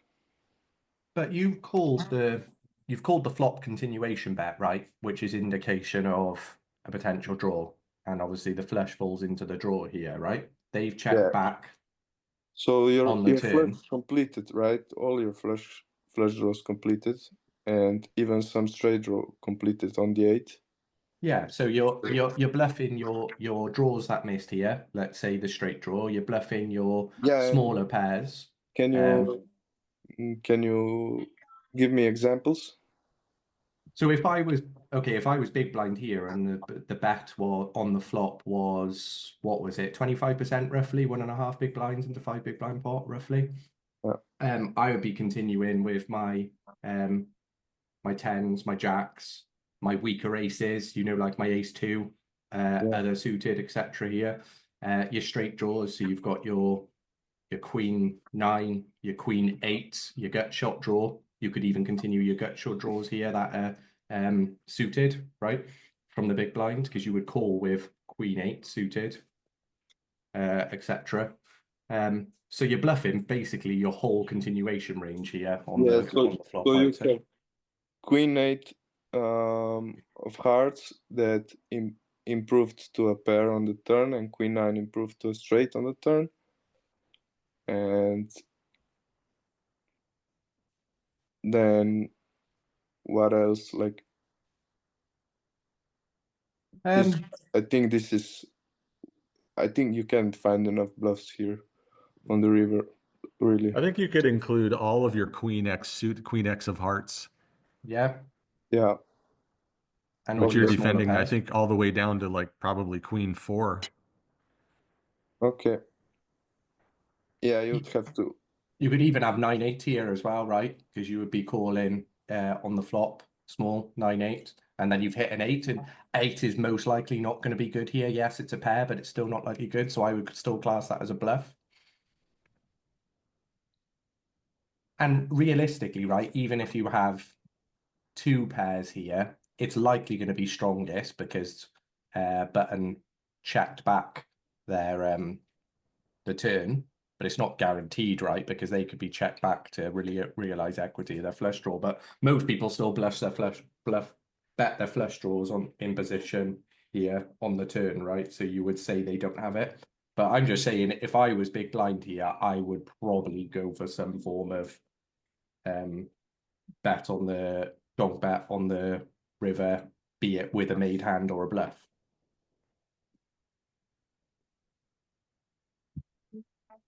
Yeah, good discussion. It's Yeah, it's and mainly then to do with the small sizing on the flop, right? The small sizing, then the turn check, I think gives you high chance to bluff. and yeah, I think you can just fold king jack then. Still on the river. Yeah, we agreed that king jack on the river is the fold. I'm on about we're playing the big blind here now, aren't we? Yeah, What if we're talking about a smaller bet? What if it's a B50, like say 4 big blinds? What for is you having the king jack?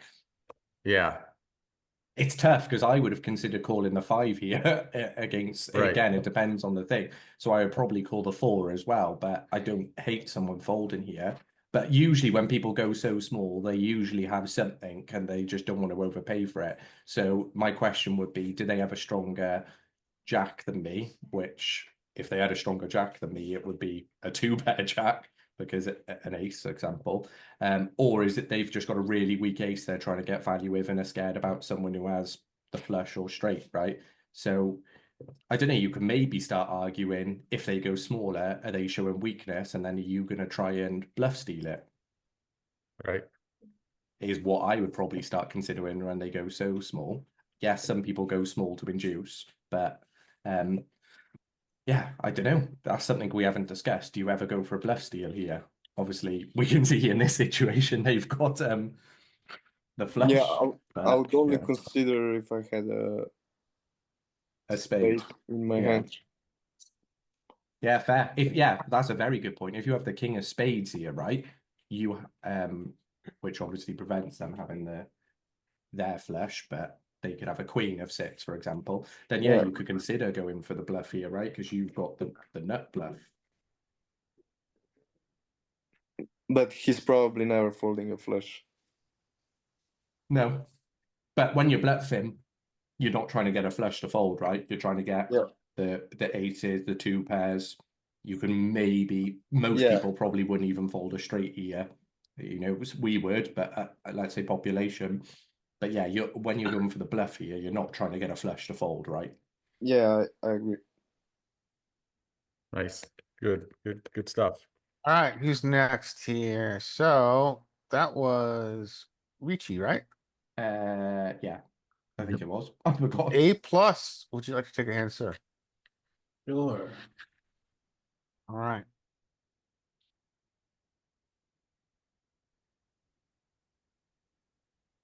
That's interesting. 9-8 should fold, 4-7 should fold. I think 7-6 can open here. Yes. Kind of has to. In the Yeah, cutoff, it's ace-7. cutoff, it's optional, but on the button, you have to do it. A7 should fold here. Queen 4, I think, should fold. That's one, we just talked about this. Let's see. I thought that maybe we defend down to queen 4 was my specific quote, I think. Let's see what we do defend down to from a button raise. Let's see how far down in the queens we go. It might go down to queen 3. Oh, we do all the suited queens. Queen 2. Yeah. Okay, all right, yeah. So he's calling. And he folded. Oh, he folded. But yeah, 7-6. Yeah. All the suited connectors on the button are an open for sure. Yep. And one thing to look Uh, at on that raise there, a way to remember the raises from the big blind to the button, if you bring that thing up, you can see a really nice, they just cruise right along the bottom edge right there. Queen deuce, queen 3, queen 4, jack 4, jack 5, jack 6, 10, 6 are all heavy. So those are worth learning. You're talking about the 3 bets. Yeah, the 3 bets. All right. That was easy one, Richie. Let's A plus, let's give you the next one.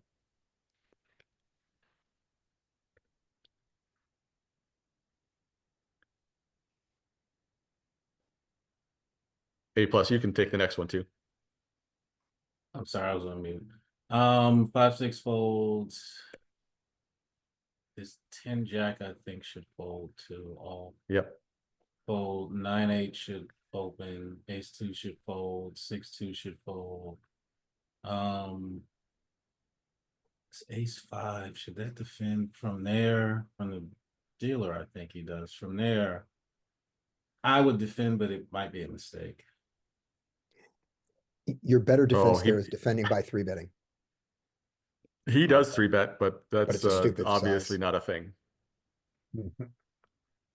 Yeah, I think that's supposed to be a fold, isn't it? Or am I wrong? Yeah, it's a fold It against mixes, cutoff. it mixes against cutoff. There's a little bit of ace-5, there's a tiny bit of ace-5 against the hijack and a half of it against the cutoff.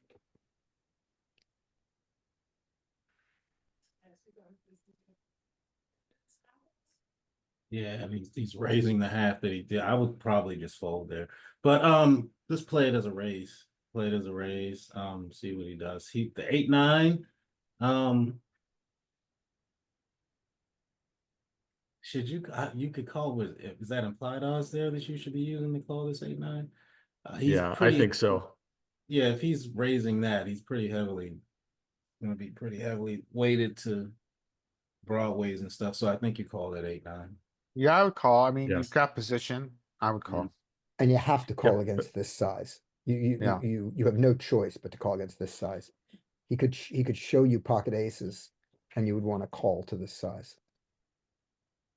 And in the charts too, if you had raised the cutoff with 9-8, which is certainly a thing, and you got a decent size 3-bet from the big blind, 9-8 is a mix between calling and folding. Yeah. So we call here. Play it as cutoff here, A+, because you could easily be in this spot. Well, he's gonna, wow. You gotta give it a call. Has to call. You gotta call. You got top pair. Call at least once. He folded. That is what. Yeah, that's Yeah, you gotta call once. That's quite nitty. Yeah, gotta call once. who's next. I bet what's in his head though, is that tiny bet means aces. Yeah. And then that big bet means wet board. I mean, I Yeah. wouldn't be comfortable calling it, but I would call Yeah. it because I I have think to. you got a call. Yeah. This is Scotty. Scotty, welcome back. All right, thank you. I am here. All right. Folds around, ace-10 can open. Let's see if he does. At 5:45, I expect he will. Hero with a queen jack suited. This is a better 3-bet than it is a call. You do not have to 3-bet this against the low jack, but you can. What It's does not a red line Scotty do? 3-bet? Well, actually, I look at what's his stats?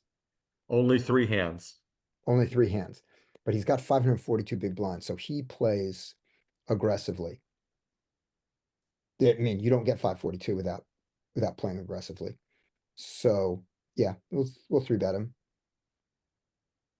And his better move here is to fold the ace-10, even in this later position. Yeah, Okay. that's a pure fold in the charts. Yeah, he should fold there. All right. He checks. So this hand, okay, so ignore your hand. Can this board 3-bet range? I mean, c-bet range. It can. Is your hand in range? It is. So you can c-bet here.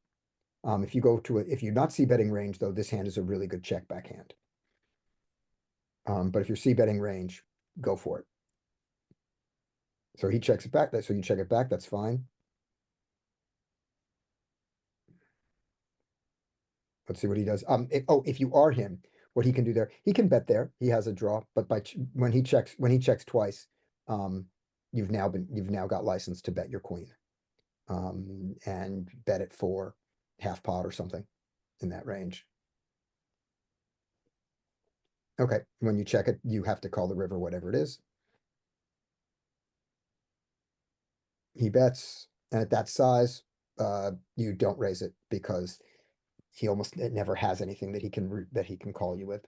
So you just call.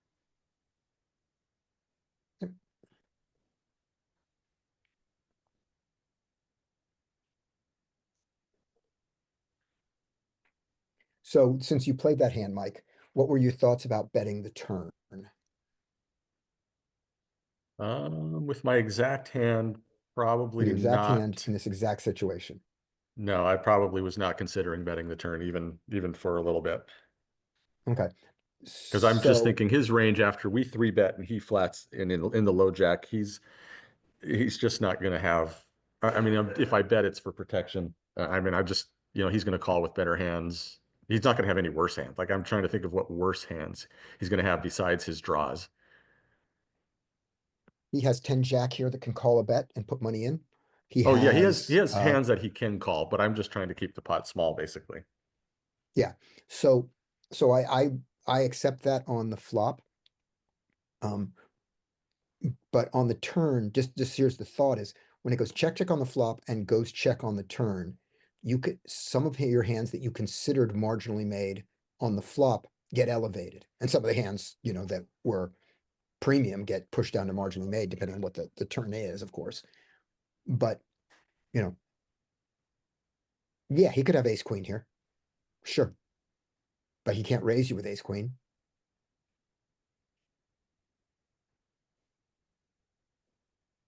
So, okay, that's my only point. Yeah, I would imagine I probably considered it, but didn't take too long to consider it and just said I'm just going to check. And How about if you had ace queen? ace queen would be a value bet. Right, so on the turn, on the flop, you would check back your ace queen, and then on the turn, it would turn into a value bet.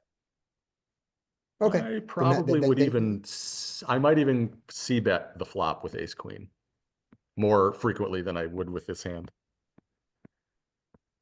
But ace queen doesn't need any protection from an ace, and queen jack does. From an ace coming. Okay. So I almost think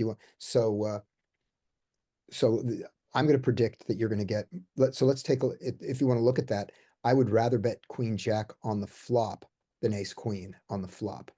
But I think we may be betting range, so it may be irrelevant. Okay, I'm with you. You wanna look? Oh, Yeah, let's let's look. So it was low jack cut off. Yeah.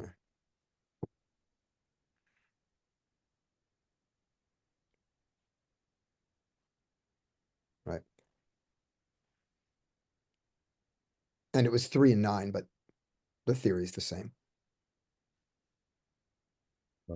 So their ace 10 is a fold here, I'm sure. Yeah, even Yeah. ace queen Yeah. is mixing. Right. They call. And we had king of spades, queen of diamonds, 8 of spades.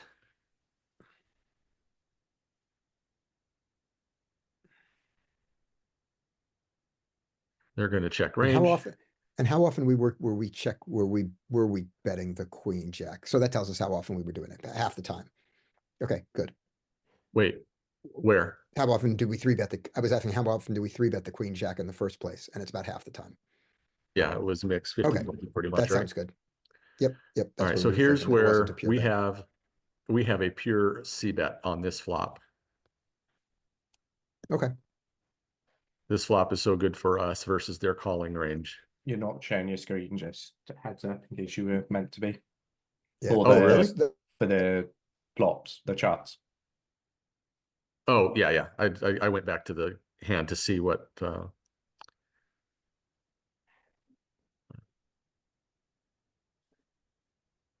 Yeah. So our discussion is irrelevant because it's a bet range, which I suspected. Okay. Yep, Then- bet range. then That's this- that's a good flop. I wonder if we change that 8 to a 9, if that starts to become.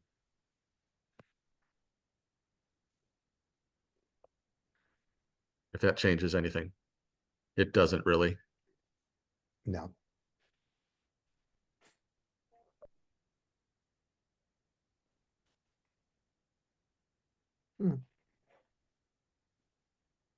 Who's next?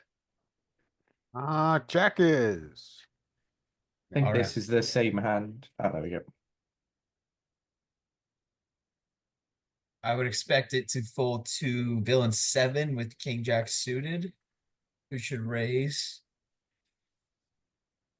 two and a half big blinds. Okay, ace 10 opens. I guess he's allowed to do that.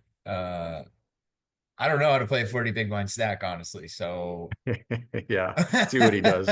You know Big he'll flag call. calls. A player with a 40 big blind stack and the True. suited broadways are never going to fold, right? Yeah. And then I guess it And folds and that's a around. really good 3-bet in that position with a normal stack. That's a really good 3-bet there. Yeah. King Yep. jack. Ace 10, by the way, in that position is low jack +2 is actually Not even a close. fold. Yeah. Yeah, it's a fold in the charts. We're mixing, you're mixing folds with ace jack there offsuit. I think ace jack offsuit is a pure fold.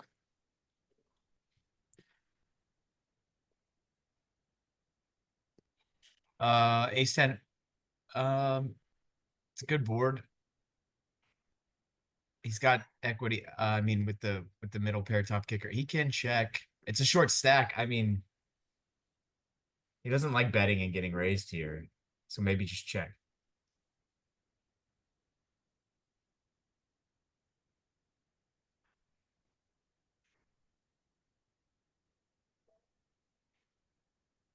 He checked. Okay. King Jack should bet. Like 3. I was gonna say 3. Yeah.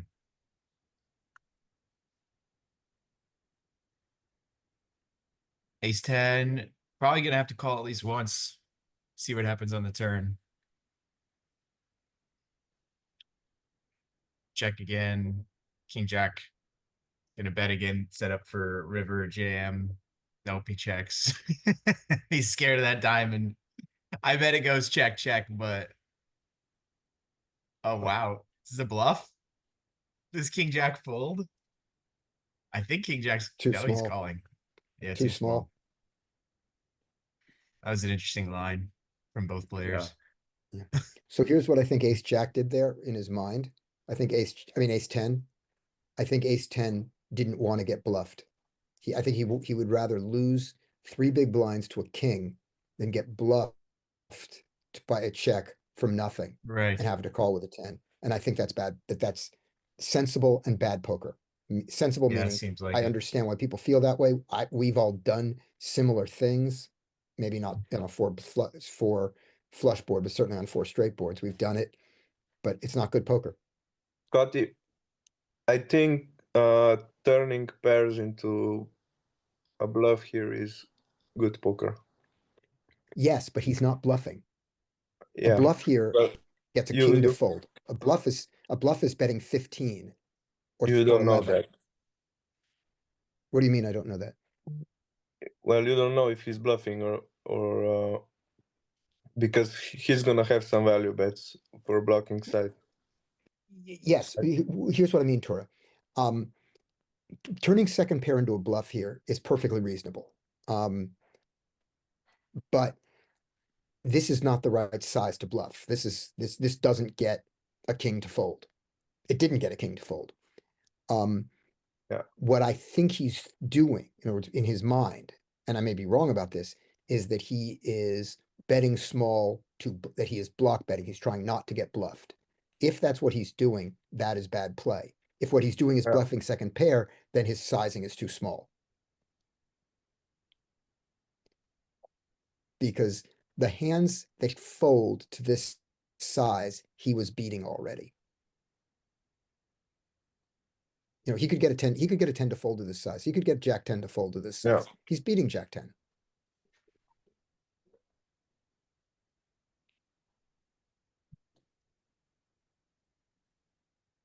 Does that, you don't have to agree with me, Tora, but am I clear? Does it make sense what I'm saying? Have I made it clear? Yeah. Okay, yeah, and it's perfectly fine to not agree with. I could easily be wrong, but that's I just want to make sure. No, I'm just wondering if you're gonna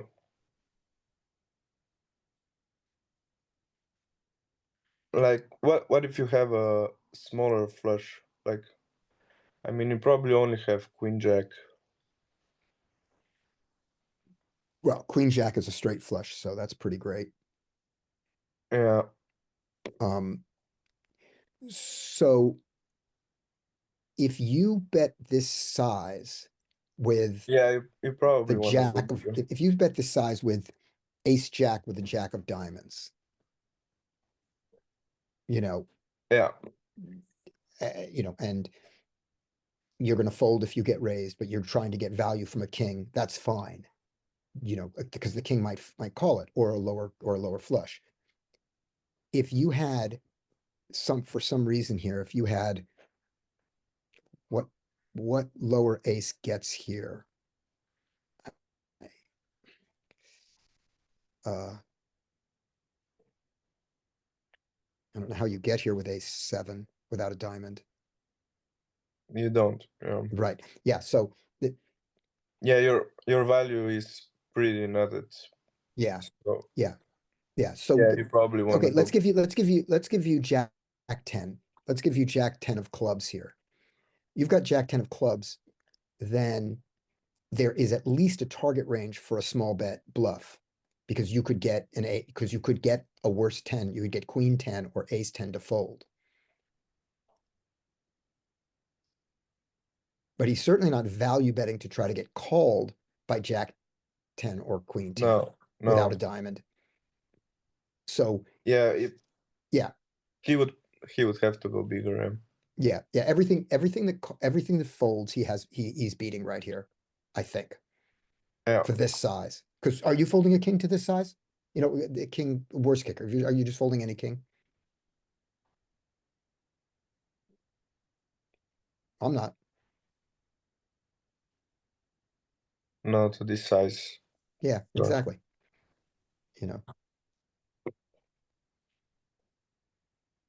Okay, let's move on.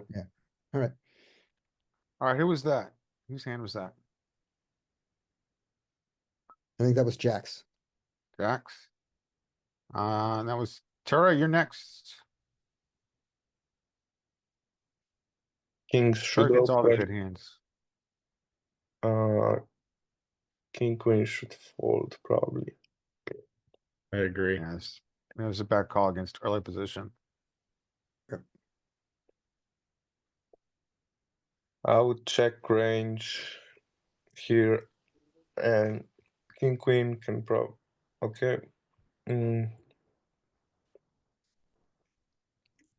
Now I would consider raising king queen, but yeah, I think you can also. I don't know.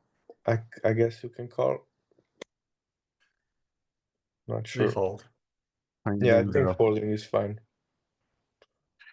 Do we think, here's on the flop, I was wondering, Tura, do you check range because that's your strategy? Is that or do you would you check, do you always check range when you're out of position? Yeah, pretty much always. Okay. Yeah, I think this would definitely have, I'm wondering though, in theory, if this board, this paired board gets more bets, gets more C bets. But yeah, Let's see. I think it's still checking a lot. I was just curious if it's a check range board. Yeah, good question. I don't know. I I mean, think you can't go wrong with checking out of No, position. yeah, I agree. I think you can definitely check. It's going to check a lot, and I'm just wondering what the frequency changes if we look at a few different flops. And if the paired boards are one of those boards where the frequency will go up. So Jack, Jack 3.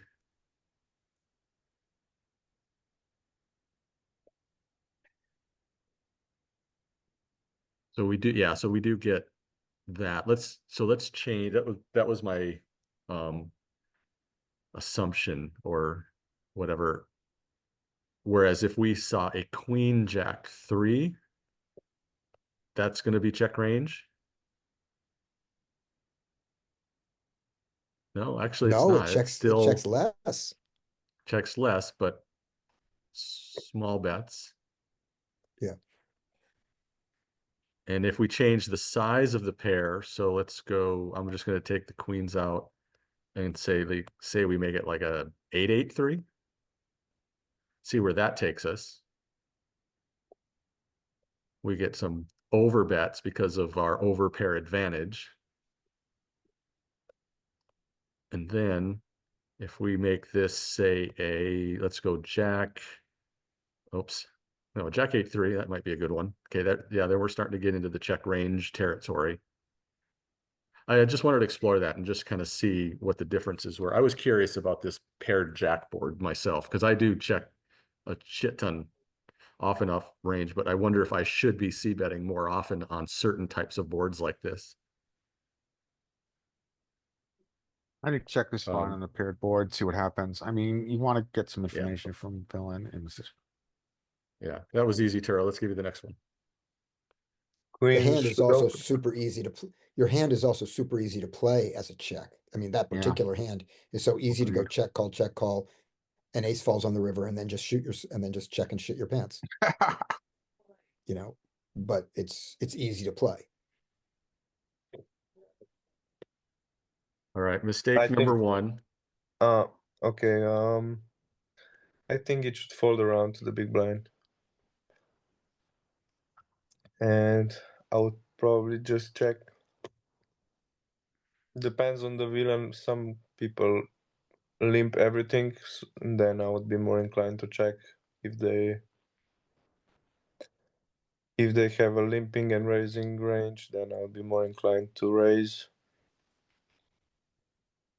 So And this one, I'm with you. I would, everything you said there, Tura, and I think I would have checked king 10 myself in the big blind there and probably ISO'd king queen for sure.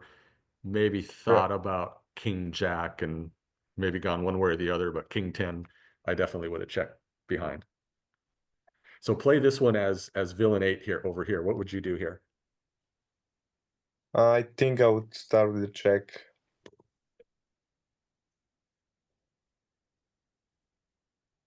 And just call.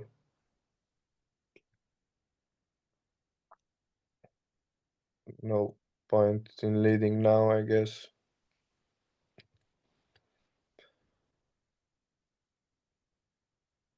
And now on the river, I think I would still check. Call. Let him bluff.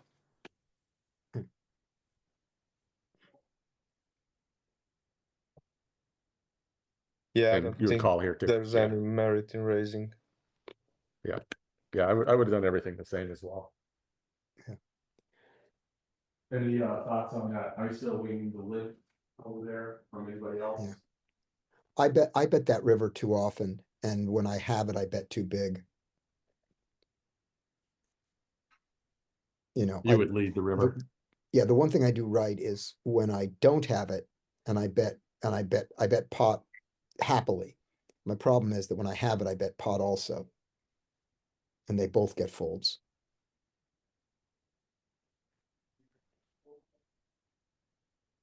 Okay. So I need Who's to, next? I need to block bet more. That was Turo, right? Yep. Alright, back to me. I have kings, please. No dice. You can have So jack here 10 is in the suited. cutoff, so ETG folds. Hero gets to RFI this card, this combo. He gets 3-bet, but by what appears to be an insane person. 5 hands, so no info. And full stacks, I think you get to call this. His size, though, may be dissuasive, if that is a word. But, I think that is very appropriate. yeah, his size might put me off, but I think generally if we don't know anything about this guy, let me see. So his size should really be to 7.5. So he's juiced this by 1.5 big blinds. I think we're now indifferent. I think if hero folds, that's fine. Yeah, I think it's fine. Fold against that size. Give you the Nice next one. bluff, That's easy. sir. Queens are gonna open. Okay, so we get a blimper. I would go to 5 big blinds here. All right, I'm down with your 7. Why did you choose 7 out of curiosity? Because he's Who, not me? the guy. Because Yeah, he's not villain 6. Oh, he's not feeling, he was feeling sick, sorry. That was dumb. I saw hero there, but that's not hero. Okay, so queen ten should fold. Although making it 7 here is definitely not out of the repertoire in my repertoire. If I know anything about this guy, Yeah, that's I'll what I was size up for asking. sure. I for a second thought it was you mistakenly, and then I was going to ask why you use 7 because I was curious about your thought. Because I thought, it makes sense. I just wanted to understand why you chose that size, but you didn't choose that size, so it doesn't matter. Yeah, just fold. All right, next. All right, who is next? After I go, you go. Okay, that you being me. Yes, you being Mike. All right. Ace 9 is too early. Looks like we should get around to the small blind. You should raise and take it. And we do. I'll take the next one. That was easy. Ace Queen is opening and should raise and take it. Let's see what happens. Let's see if we know the field here. Let's try to guess what might happen. What might happen 10 is Jack might, oh, sorry. just taking a look at the aces here, and I mean, he doesn't seem like he's going to be somebody who does. He doesn't look like somebody who's going to take it. Looks like it's going to, I would expect. Oh my goodness. Okay, well. That is hilarious. You said they wouldn't for both, and then they both do. That's so funny. All right. Well, so we get this, and here we are, multi-way, out of position, top pair, and probably the best kicker you can have besides a jack, because you would expect ace king to have 3-bet. Although flatting ace king is not out of the realm with a lot of players. So I would be just checking range here. They check range. This ace 3 should also check. Will they? I bet they put a bet in here because they just can't help themselves. And they go full on pot. Wow. Okay, this is going to get interesting for ace queen if 10 jack just flats. And my bet, based on player tendencies and somebody who's 21-7, I'm going to bet they just flat here, but wouldn't be surprised to see a raise. We get a min click. I think that's actually fine too. Now, if I was ace queen, which all of us on this call could be in this position, I got to tell you, I think I'm just folding. I would fold. Oh, They yeah. fold. Yeah. Insta fold. It's so, just thank Villain 5 for making your life easy. Exactly. Yeah. And based on this player's play so far, he's just going to be getting it in. Yeah, look at this. He just goes min click back. This is going to be a min click war. I like this flat. Yeah. From 10 Jack. He's not, I don't think the 10 Jack actually, I mean, he's never folding, but I don't know the 10 Jack knows he has the best hand. No, I think I like the flat, whether you have the best hand or Yeah, may not have the best hand. Yeah, yeah. yeah. I think when you're yeah. I mean, you are getting value from if you reclick or something, you might get value from a flush draw, but generally, if you look at SPR after that reclick, I think it's a good play. Yeah. Ace on the river. Oh, this is interesting when you get this check and you have 10 jack. Yeah, I think it's a pure value bet, Yeah. If he doesn't bet it. and and your only size is shove. I was about to say though, because this person's been so clicky back, would you ever consider going small to induce another click? No, I don't think so. No? Just because the SPR is 0.5. Yeah. It's just a very weird situation, this part. I Yeah. like It that is he very called weird. back after the click back, but I don't know if I would have done the click back in position. The first click back to 20, I feel like I would have just called him, being like, I have position, right? I've got a jack. Yeah. I'm probably gonna, because with this click back here, yeah, I suppose you're potentially ISOing the first, you're ISOing it down, which means there's less chance of someone outdrawing you. Yeah. But in my head, I was just thinking, I've got position, I can control this, I can decide when I want to raise, and I'm keeping someone else in who potentially has an ace is not as good. And there's actually also a point that you have the ace jack being villain 3, right? Because you opened early and potentially have the range / net advantage in this situation. But I don't know, just my head was I would have just called it rather than clicked it back. But I'm wondering, is click back a thing we should be, well, I should be doing more often? Are there, I'm not saying this is a GTO click back, but is there situations where click backs are commonly used? Kickbacks aren't really used, I think, in solver's land, but they're certainly, maybe they have a place within, real humans. Yeah. The thing is, most of us wouldn't be in this situation because we'd have folded the Jack 10, or in a certain circumstance would have raised it, maybe not this wide suited scenario. So I was going to say, in this exact situation, then if you somehow accidentally misclicked and you limped in with the Jack 10, what would you do here? Would you click back, or would you call, or would you Okay. raise? So Richie, you could be here with a Jack 10 of diamonds. Pre-flop, hero opens, villain 4 calls. You could then call behind with Jack 10 of diamonds if you Fair. wanted to. Fair, okay. I don't think it's a great, but you could be there. So give yourself that, and now play it. Okay, so what would you? As I said, how I would play it would probably be call. I would be. Me too. I would be. I guess it's a middle of trap and playing safe, but I'd be looking at this as more trappy than playing safe. Yep. The only thing is you're opening up to yourself being outdrawn, right? Yeah. So you would also call it. Is anyone else who would click back, or is everyone pretty thing about calling here? I would never raise the pot size bet here. Yeah, the pot size bet is big. I mean, I can understand raising it. I mean, there is an argument of big hand versus big hand theory, which Peter Clark talks about a little bit, is that villain 4 is declaring he's got a big hand, and we have also a very big hand. Right. So, But if villain 4 is not lying, our hand is no longer big. okay, so there's one jack left. How many combos of ace jack? There's ace jack clubs, right? Mm-hmm. So there's ostensibly 2 combos that we are behind. 3 combos, I guess.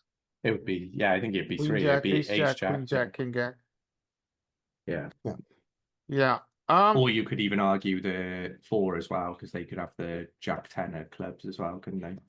And everyone's ignoring pocket aces because aces always 3-bet in second position, but they don't. We've seen it. We've seen people play aces second hand. That is actually very true, I suppose. Would people always? Again, I'm not trying to go too off brand here or whatever, but what about jacks as well? Would anyone just limp with the jacks here? And then, actually, we have a jack. What am I on about? I'm being an idiot. Don't ignore me. Yeah. Right. Also, by the way, I don't think that aces that play second hand low, I don't know why they bet this size and to isolate themselves only to a jack. It's like the only thing they get called by is a jack with this thing. Yeah, it would be really Nobody dumb has an ace. I mean, well, maybe you get called by some kind of flush draw, but that's it. Yeah. And you're trying to bet huge against the flush draw straight draws because you don't want to. Well, you do want to get outdrawn. You want them to get there. Yeah.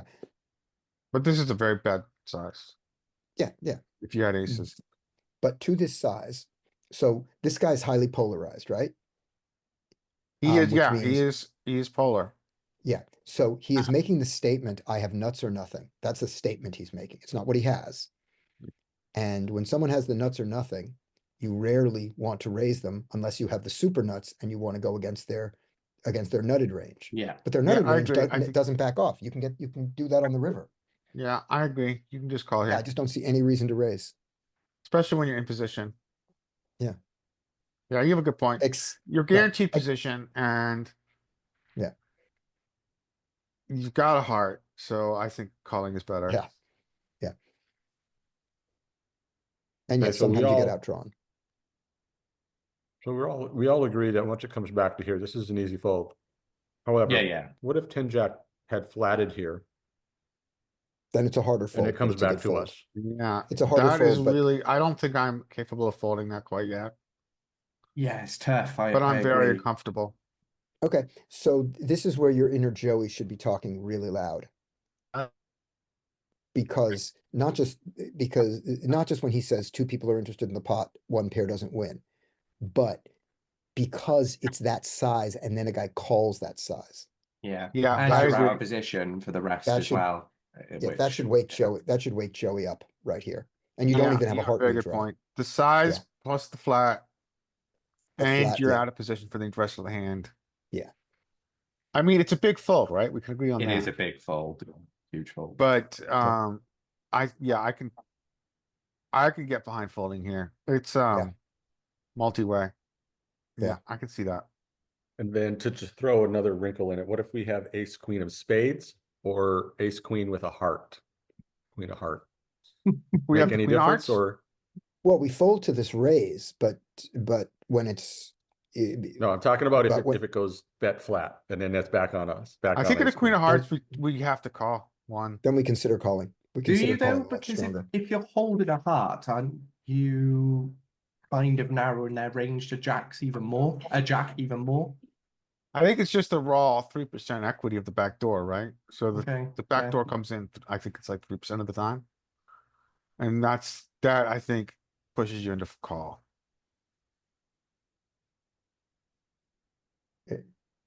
And remember, sometimes, not often, your backdoor it not only has to come in, but you might be drawing dead to it And that's on valid. this Yeah. board.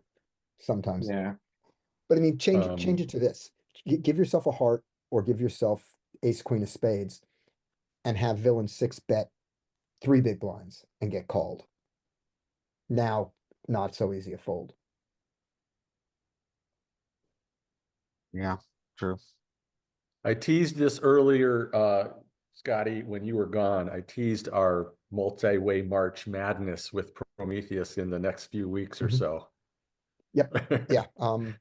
Let me take a look at my calendar, but I think I think maybe we're gonna start it next week. Let's see. Yeah, I'm home for 4 weeks. Yep. Next week starts Prometheus. Can you, before you start, I have a humble request. Yes. Can you just buddy check or just sanity check some of their solves? Or maybe I'll do it too. Just to make sure that they're not totally out there relative I to what we was, saw at GTO. I've played with it quite a bit on the, the free, not the free version. Yeah, it's a free version, but you got to sign Yeah, up. and unless make an you look account at and any stuff. flop, right? Yeah, it lets you look at flops, and that's all. It's as far as you get. It seems decent. Like Okay. where DTO really threw us off with their strategy. Mm-hmm. We weren't too confident or too sure on how things were being set up, the ranges that they were using, etc. Mhm. But this one seems to be, and I know that Ben Affleck puts his he uses it and puts his Yeah, stamp I've of seen approval Affleck on use it. it before. Who's next, Larry? We're not trying to play like Ben Affleck. We're trying to play like Matt Affleck. Matt Affleck. Yeah, thank you. That was Ben Ricci, right? Ben Affleck is not the worst poker player in the world under any circumstances. He's a real poker player, but we're not trying So to A plus study or isn't learn to like with play us. like him. I think it was Mike, that was it. Was that Mike? Oh, okay. was that That was when my hand. we- Richie, I think you are next. Congratulations, Richie. You have this next hand. So King Jack can open, your hero, suited. 4 should fold. Wouldn't surprise me to see some people do stuff here with them, but they should fold. Good. It's just gonna fold round, I presume, then, unless Jack 9 limps falls in. No. Yep. Yeah, that was easy. You'll get the next one. One thing I wanted to talk about, a coach that I had worked with, who was a 6 max player, and he was looking at some of my 9 full ring type hands. He said, flatting these small pairs on the button in the cutoff is not bad versus these early position ranges. What, in 6 max or in your No, 9? in full ring. Yeah, Okay. in full ring. So like these early position ranges are, going to be pretty tight ranges compared to where low jack is under the gun in 6 max. And you don't flat those as often. And that's because of your implied odds versus the tighter range that you get in the 9-max, but I just wanted to throw that out there as somebody who had mentioned flatting these pairs in late position is not terrible. So just cut off a button, is it? Yeah, I don't think I've ever had a situation where it was in the hijack or low jack, and which I'm pretty sure that then you should be just folding or raising. And Jonathan is flatting all of these in low stakes games. Nice, okay. Fair And enough. he's doing it on the exploit of that there are not enough squeezes to keep you from realizing your equity of seeing the flop. Yeah, that He's makes got a good sense. point. And the higher stakes So- the game, the more the less you ever get to see a flop with a call. You always get squeezed by somebody. I know in small blind, right, and it's a different position, that some pocket pairs will flat rather than raise, and the smaller ones, they're mainly fold, but you can mix in call in, flatten them. But from just speaking about it now, it definitely makes sense to flat them more when you're in position, because you can obviously steal pots purely by position, where out of position with call in pocket pairs, you're not often going to be able to steal them, or it's a riskier to try and steal them. So yeah, I you think can it definitely There's makes another big- realize you can over realize equity in position, and you're going to under realize your equity Right. out of position. Yeah, definitely. That's the way to say it. Yeah, because it's and think of it. Well, that's what I'm just repeating what Mike said, but I'm saying one part of it. Imagine when you do hit your set, how hard it is to get stacks in from out of position. You're always worried about how big a bet to make and when do you check raise? Does he have anything? Whereas in position, it's easy to get stacks in. Yeah, and people are more likely going to make mistakes out of position, both us and villains, right? So if you're Yep. in position against the villain out of position, then you're more likely going to make them make a mistake. Yeah, so Yep. yeah, makes how it sounds so obvious. Okay, no, that's cool. That's something I'm going to try more often now. All right, Richie, you get this next one. Jack 7 suited cut off. I think it's mixes. I don't think this is a straight open. I think you can mix in the cut off. And then in theory, both all should fold, right? Yep. Yeah. Scotty, what's the threshold for cutoff? Jack 8 suited in the cutoff. But if you stretch it because you have a reason to, you can. But the standard is Jack 8. There isn't a Jack 7 in there. That's what Scotty says. Let's see if I'm right. If I remember it correctly. And then who's No, next, 9-max. Larry? While he looks at that. Okay, so that was Richie, right? Yeah, that was me. Yeah. I'm wrong. Jack. I'm out there? 100% wrong. It's Jack 7. I'm 100% wrong. And it's a pure flat as well. Not pure flat, as in 100%, Pure. right? It's 100% at 9-max. I don't Yeah. know. Yeah, King Okay. 3. No, yeah. King 3, Queen 5, Jack 7. Yep. I was doing hijack. I just Jack's and team. Speaking of Jack, hi Jack. What's Hi, up? Jack. I'm ready. Let's see. All right, these are some pretty bad hands. I mean, should fold to the small blind, I think. Okay, we got, here's the action you get. Yeah, yeah. Wow. 10% of I the mean, stack. yeah, now I'm just not shocked if Jack 9 calls here, of course. Okay, All right, all right. so that's makes easy. sense. Get the next one, Jack. Take this All one. right. Let's see. Okay, ace jack suited, open, under the gun. Ace queen suited should 3-bet here. Right at 3x to the large open, yeah. It folds back to ace jack who calls.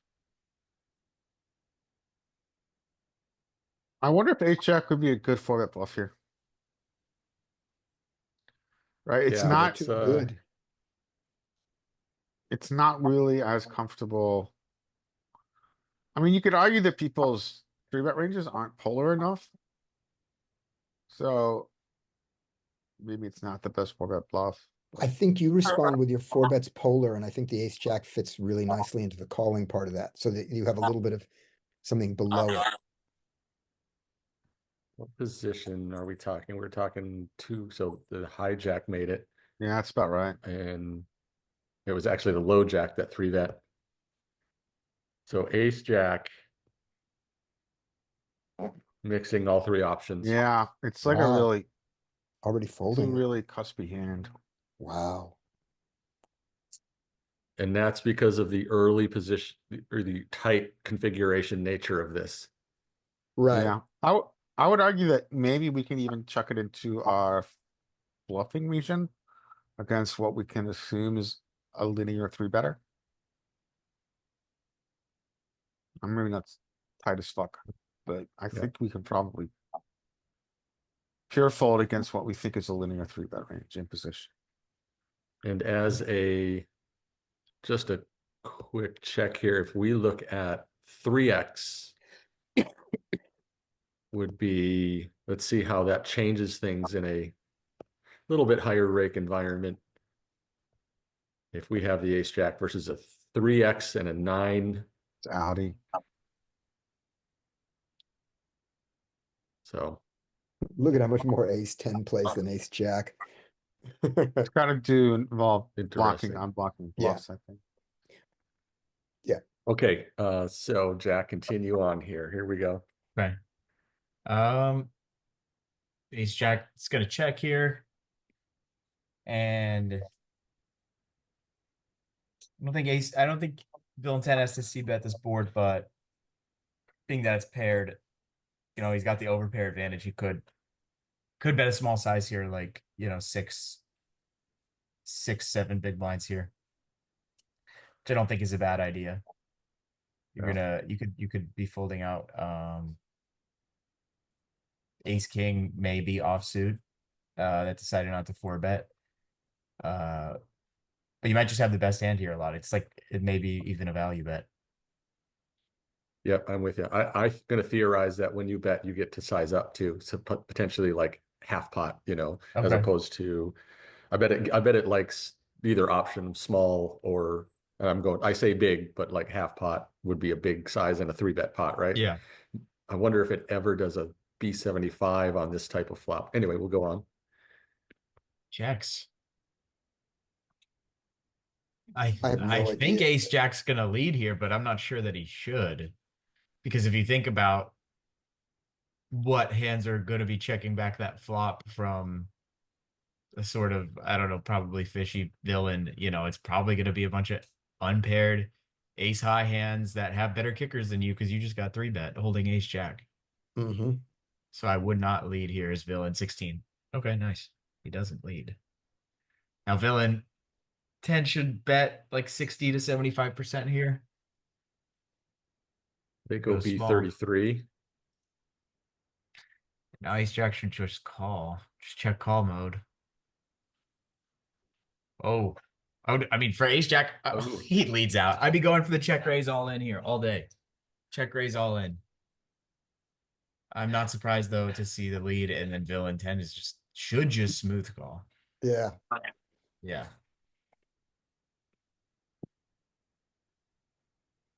Did we want to check? I want to know Oh, whether Richie, what did whether you have? Do you have something in chat? what was Richie showing Yeah, me? yeah. Sorry, I opened it up. I just solved it. So just up till the flop, and it's a pure. Yeah, so- Well, it's not a pure free bet, but it's a far continuation bet. Which- It's high frequency continuation bet. What shade red is that? Is that the B75? Yeah, 75. Okay, yeah. Mhm. So yeah, we do. That's a kind of flop where we kind of get to, and even ace queen, like, yeah.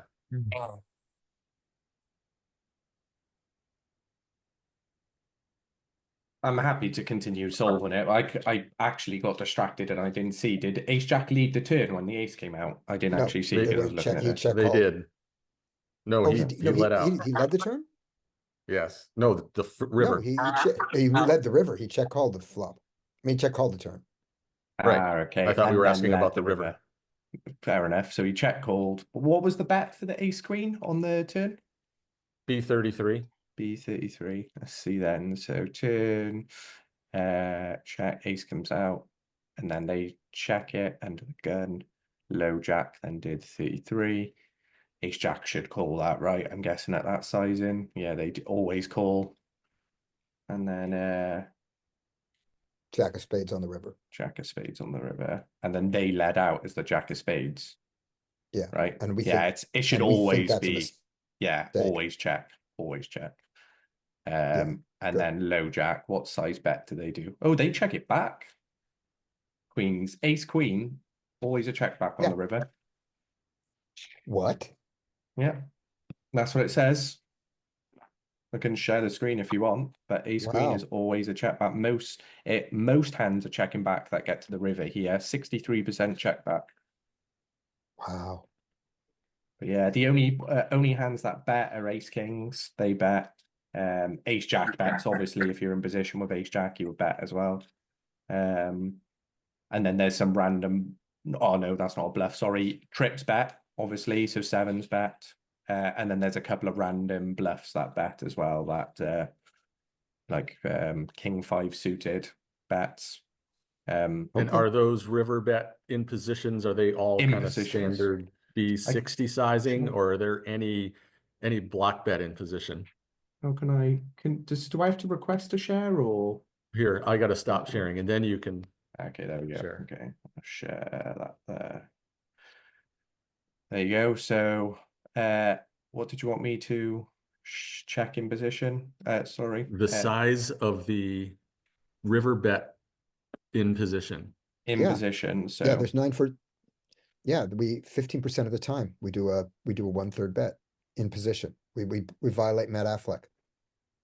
Yeah, it's a rare situation we see this where we use a block bet in position on the river. yeah. It's the But most yeah. common size. I know, I mean, it's rare in that to No, get no, into this I agree with spot you. where it offers you a block bet, it's rare. It's odd, right? It's rare So that there is a block bet. And the thing that surprised me is not only does it offer it to you, it's the most common size. Yeah. And it's obviously ace king, which isn't completely happy about it. But also the ace jack, which obviously quite likes the river, but is not ecstatic about it because it's still getting beat by obviously by someone with a 7, etc. etc. But yeah, it's nice. And then obviously these are always getting it in. But yeah, it's interesting. Oh gosh, I got to be honest. I don't know. I may make a mistake here in position. Oh, I know why. With ace queen. Here, do this. What's Show that? the actual range height. We may never have ace queen. That might be why. Range height. Yeah. Yeah, it's quite low chance we have ace queen here. Well, we have almost nothing here. Yeah, So that makes sense. Yeah. So we were meant to continuation bet on the flop. Yeah, it was basically yeah. Of course, that makes sense. Yeah, on the flop we were basically always betting right, 75%. Yeah. How do you guys usually have your GTO set up for study? I just sometimes when I haven't had it full height, I've missed the smaller hands, but should I be worrying about them and stick to range height or normalized? Well, if you do normalized, you'll get to see everything clearly, because if under normalized you can't see it, you never have it. Okay. So that'll give you relatives. But what I do is I usually look at it at full height, and then when something doesn't make sense, I go, why is that? And then I discover it's because you never have the hand. Yeah, that makes sense. I didn't realize that, but that will definitely help me with study. Cool. Oh, I do the opposite. I keep it at normalized so that I can see right away that, okay, we have this hand half the time because half of it's black. And when we have it, we should bet 50% of the time and raise. And that, I guess maybe that just takes out a step of me going, of confusion, going, wait a second. Yeah. And then if I can't see it, like if it's too small to be able to like make out, number one, I know that, okay, we probably don't get here very often. And then I can be like, oh, well, let's go to full and see what we should do if we got there. Yeah. Yeah, that definitely makes sense, right? Because obviously here, the aces, the ace king, etc., they should have bet the flop, so they're not here that often. So yeah, I actually like that approach. I think that makes sense. And peak GTO has a bug when you do full height, where it will sometimes show you hands that you cannot have. Not that you just don't have, but like it'll show you what the ace king of clubs is going to do in this situation, even though the ace king of clubs doesn't exist. Okay. That's funny. I think that was Gentleman Jack's hand. Scotty. All right. Stop sharing. So There we go. Richie, yeah, stop sharing, good, and then pop that back up. And next hand is Scotty. Yep. Take it away, Scotty. All right. I would like to fold, fold, fold, fold, fold, raise, fold, fold. Oh, but this guy limped. I'm still raising him. Let's see, what kind of stats do you have to get you to limp a Jack 3 offsuit? Let's see, how many hands do we have on? We have only 71 hands, 17 hands, 17. and his VPIP is only 41. This shocks me that someone who limps Jack 3 has a VPIP of only 41. This looks like a VPIP of 80 to me. But maybe his cat stepped on the keyboard. 4.5 from villain 9, and it folds around and he wins. Okay, 6, and it folds around and he wins. All right, good. Next, you'll get the next one, Scotty. Okay. Fold, fold. 6s is too early, but it's allowed to raise here. It's just a sliver of raising. So let's see what he does. And sometimes people call it. Okay, he folds. 9s are an auto raise here. Never fold this. This is a full-on raise. And folds around to king 5 suited. And king 5 suited in the big blind should not be folding to the hijack ever. And he should be raising here about half the time. I don't expect him to raise. Okay, that's too tight, according to our charts. And I think in real life, that's too tight also. All right. Next hand. Just to show it. Yeah. We'll just show you that big blind defense range from the hijack. And he did do, it Hijack was a raise. 2.5 open? Yeah. It we go. was. Big blind, the king 5, half the time raises, no folds. Okay. Next. After Scotty, it's Tura. Oh, no, I get another, we haven't got, Oh, I get a sorry. flop. I get a flop. All I've right. been gone. Oh, All right. no, you got your 2 hands. You got your 2 easy hands. Oh, you only get 2? Yeah. Oh, I didn't know that. Those are Yeah. the new rules. Okay. Jeez, you leave for an hour. Okay. And guys, I'm getting close to my last hand here. Maybe we'll get All lucky right. and get a hero hand and end on a hero hand. Scotty, go ahead and do another one. All right, Oh, Scotty, thanks. you've been All nominated. right. Yay. Okay. Ace king raises. Ace queen should not 3-bet that, or that's too early for ace queen. He should fold. That 8 big blinds is but once he does the 8 big blinds, everyone should just fold. That's a bad idea for ace queen. 8 big blind open from the broken stack. When people You get to see your do that, flop, Scotty. I do. This is my flop. All right. Well, if you're gonna bet 8 big blinds to open, so okay, let's try to play it correctly now. Ace king should not check raise this. He can bet it and he can check, and both are fine. Let's see which one he does. He bets giant. All right, ace queen should, even with the gut shot, should fold. What is going on here? Easy This money. is fantastic. Oh boy. Hey, Yep. so just a quick exploration on this. 7x is offered in. This is actually a good point, because I have seen people open huge from this. And what range do we call and raise? Because even with like kings, aces here, I'd be thinking an opening that big is probably going to go nuts on the flop. So you're So not I gonna might have just try. this- Unfortunately, this is a 50 big blind stack doing this. So Okay. but just to see what a full stack would Essentially, do here. there's not gonna I be mean, any flatting yeah. ranges here. Everything's 3-bet Yeah. fold. Is it okay? Yeah. That's what I was wondering. Even with kings, do you just go? But is it because they're literally saying, "I'm happy with the strength of my hand. I'm getting it in." So you're like, "Well, okay, I've got a really strong hand. I'm going to let you get it in, and we're just going to go for it." Yeah, I mean, look, it's a Yeah, really or- balanced range, right? Obviously, you've got the top quadrant there, and then Yeah. you've got a bunch of bouncing 4-bets. The other thing I think But also interesting here look is that it doesn't use a 3x. It uses like a 2.5 or whatever, 2.3. Yeah. Oh, so Um, they're not shoving. Sorry, they are raising. Okay, cool. Yeah, that makes Let sense. me ask you guys a question. So notice here, it's using an imposition 2.3 raise. Mhm. So when we're playing live and we see a very common $10, well, we'll call it a 5 big or even a 7 big RFI, equivalent in my games of $15. When you do have a 3 betting hand, what size should I use? Should I use a 3x or should I use a 2.5x like what we see here? Well, are your stacks at 100, Larry, or are they bigger stacks? Stacks are 100 bigs, yeah.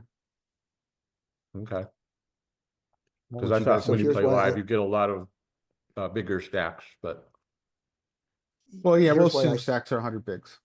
Here's why I think you can go to 3x and not the 2.5, Yeah, which is they are not their range for these bigger opening sizes is not this range. And because they regularly do that, you can now play quite tight in that game because the blinds are insignificant compared to the size of the pots, right? So you don't have to be in very many pots. And since they are misplaying and they call too wide for your 3 bets of that side, and you're going to be much tighter than this because you just don't need to be in any hands. I think you can bet the larger size. okay. That's my opinion. and they I could probably be And don't also adjust either. it discourages flats behind too, which is Yeah. nice. They probably Makes don't sense. adjust to somebody who, would make it 2.3 versus 3. They're just they're not going to care. They don't care what the size of your 3-bet is. They're going to continue playing whatever it is they continue playing. Yeah, they want to see a they're flop. inelastic until you go, 4x. Yeah. Okay. I think they're still inelastic because they should 3-bet more. So I think Ace King curiosity, played this hand badly, but I think Ace Queen played it much worse. which is crazy. So obviously to a large just opening like that as well. Obviously the GTO is folding queens as well. Do you all agree with that? Is there No, No, because I they're not wouldn't playing because versus they're not somebody playing. who had a 50 big blind stack. I would have probably just 3-bet there for sure. with queens as well, is it? Yeah, versus a player who buys in for a half a stack and makes it 8 big blinds. I would just try to get it in with him. What pairs do you stop at? Jacks, tens, nines? Good question. I don't know because we don't see it very often. So go take a look at what his raise to 7 is supposed to be. Look at his range. He doesn't even play jacks. This is why you can't play jacks and you can't play queens. Okay. You know that that's not true. You know that this is not the range of someone whose open size is Yeah. to 7. The only chance that you have here is someone whose open size is to 3 and splits his range and has some 7s. Right? Yeah. Makes sense. And then that guy, his range is probably all ace, king, pocket jacks, and maybe pocket queens. That's like, that's his whole range.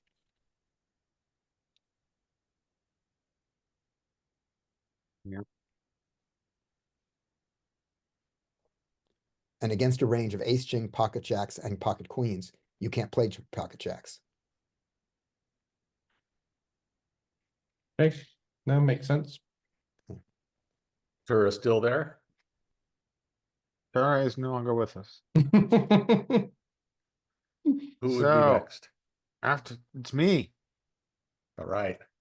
Hero might get a hand here, so this could be our last hand. Yeah, Hero Oh, gets a boy. hand, yeah, it looks like. So it should fold around to ace-8, which gets to open here. Hero has 9s on the button versus a middle position open. I generally think you are going to have flats here. You could get to flat this. Yeah. King 10 is a fold here, But he but won't. he's not gonna Pretty- fold. So multi-way, and this is not Hero's flop, I'm afraid.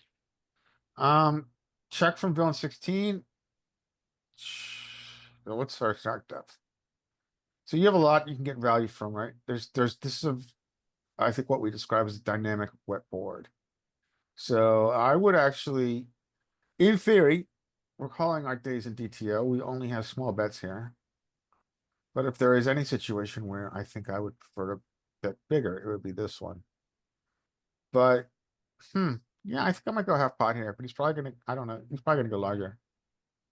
He checks, he's looking for the check raise, which I think is fine, but it's hard for anybody to have anything except maybe some draws here because you're blocking. But so hero, in the middle of the sandwich should not take the bait and should check with his marginal well. value. Okay, so hero bets. But this is good because you're Get only out of gonna the lose way. 2.5 big blinds. This is good. You're not gonna lose any more than this. Yeah, true.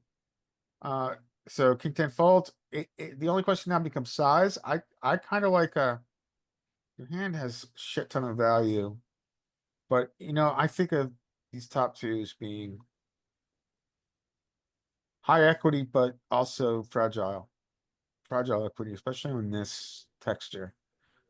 For that reason, I think I prefer size up, so like 10 to 12. He is going to slow play, which I think is I think on this texture, this is a clear error.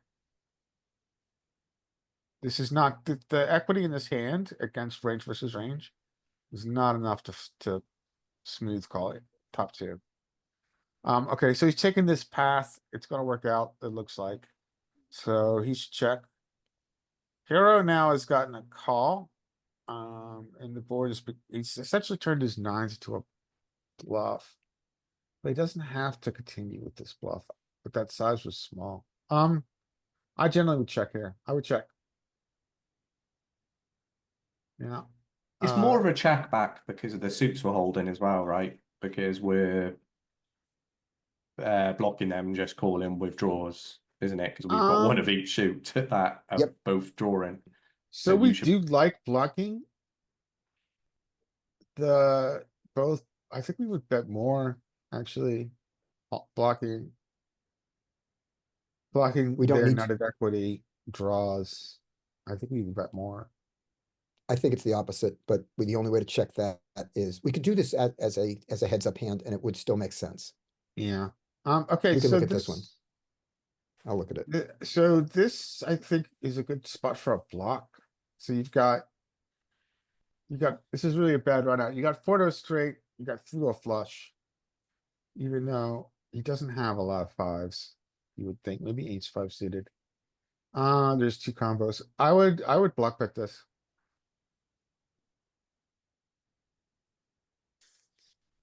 Odds on 12. Let's see what Von Telt does here. He checked. It's check call.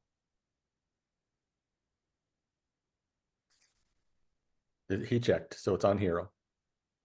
Okay, so hero now, it's gotten checked to, and it's got marginal showdown on a quite intimidating board. I would just check back and hope I win against 7, against 6, against nothing. It's hard to win. Maybe we could turn it into a bluff. You look at the texture, it's like, what are we beating? Nothing. But I think it's Yeah, too the far up in flop was- range it's too far up in range, and I think the run out does not allow us to bluff with the hand.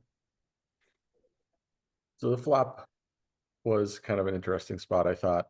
I was with you, we can check back. I went for a bet. It's not a bluff. It's not pure bluff. I think we get value with some hands as well. And I think the 9s in particular is a particularly good one too. Who's blocking 9-8? Well, No, you don't want to block 9-8. It's no, because 9s, I guess if you 9s with look a at- heart is kind of where I like because of the Oh, I backdoor see your properties point. that we Yeah, have. okay, that's valid. And also, if you look at whether you want to bet kings, queens, jacks, 10s, 9s, 9s would be nines could be the one most with reverse linear. It's probably a hammock though. It's probably kings the least, then queens not so much, then jacks more, and then 10s and 9s start going down because they are beaten by more of his, his middling pairs. Yeah. Larry, Yeah, I you were was thinking the 100% same right. thing. I I was was 100% thinking- wrong. I was thinking that 9s are a better bet here than 10s. Yeah. But hold on, Scotty said something very, very important. Can you repeat that again? Yes, Larry was So- 100% right, and I was 100% wrong on the turn of which suits of the nines can check back. Just so I can it send has, that link to my mom's when it goes on yeah, YouTube. when you bet You were the breaking up there, Scotty. What was the first part of that sentence? Larry was 100% right, and I was 100% wrong. So why is that? Not the fact that you were right and he was wrong. Why is it that you can do what you can do in that situation based on your suits? Larry has to explain it. He's the one who got it right. Yeah. So why are we betting more, right? My argument was we were betting more. We're betting Yeah. more because with this combo specifically, because I think we're blocking their continues, and this is kind of a semi bluff, right? Keep going. And that's all the ammunition I have. Do you remember the vice presidential candidate from the 90s? He was in a debate and they asked him a question. Yes. And he Yeah, said, I think that's all the ammunition I have for that one. He was Ross Perot's. Ross Ross Perot's vice president. Yes. We opened for a Ross Perot rally. He came in like a Nissan Sentra. His entourage was 3 cars. I know it's heads up, but I just wanted to check to see if and it's not multi-way, but just kind of wanted to check. I'm surprised at the sizing. The sizing is large as opposed to small. Yep. And nines bet more often than tens, who bet more often than jacks, who bet more often than queens, and you never have kings. Yeah. And then if we get this, I'm going to do, well, maybe it's going to throw us off here, but ace 8, not as much check raising as we thought. And see if our suit theory, once they do check that check call line, they're going to check pure, and then, wow, oh my goodness. Yeah, it's crazy, isn't it? And I'm just You continue. What's the reason why? And these are all over bets, by the way, everybody. These are all over bets. Every bet you see in this range is over bets. Yeah, big over bets. This is a bluff. I think you're blocking their continues if you're over betting. So we're blocking what they continue with. I was trying to look at the summary and blockers tab in the bottom right to see if I could make an interpretation of why the hearts and diamonds are doing it more. And it gives it a score for like value and trash removal, but they don't move much across the different suits. And then obviously I looked at the blockers tab and I haven't really done much studying on the blockers tab. So I'm not fully sure if any of you understand the blockers tab a bit more. But I still can't work out why we're betting more frequently when we're holding the 2 suits that we want them to be holding, right? We want them to be chasing draws, don't we? And where if we're holding them, then we're stopping them chasing those draws. Is the way I'm looking at it. But we're also stopping those draws from getting there. Both Okay. are true. So when do you prefer one situation over the other? When do you want to be preventing them from getting a draw they're chasing to not preventing them having the hand of the draw you want them to be chasing? Does that make sense? On the river, we don't want to bet with a spade or the heart. I mean, with a diamond or the heart on the river. Okay. So take a bet here, get called, and it'll be all around there that having a heart or a diamond in your hand is bad because you desperately want them to have that. You want them to have a busted draw when you I'm going to predict something different in that we are going to continue to bet diamonds, but not our heart draws. Okay. So you say make a bet here, like a big one, like they suggest? Yeah, the 175 it was, wasn't it? Was their main bet. Mhm. 30%, 175. Ace-8 surely still calls this, right? Yeah, they do. Pure call. And then give us a what, you want a brick? I'm guessing, yeah, both flushes miss, is it? Yeah, And brick straight out. draws miss as well. Scotty, you said you want a brick, Do- right? Yeah, deuce of spades. No one's got 3-5.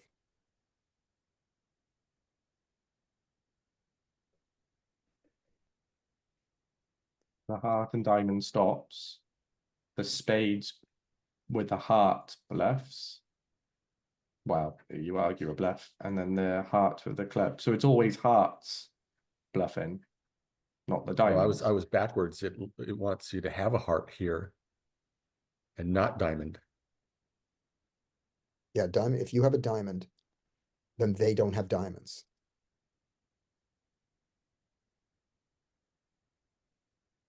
But you would think that would also apply to the hearts.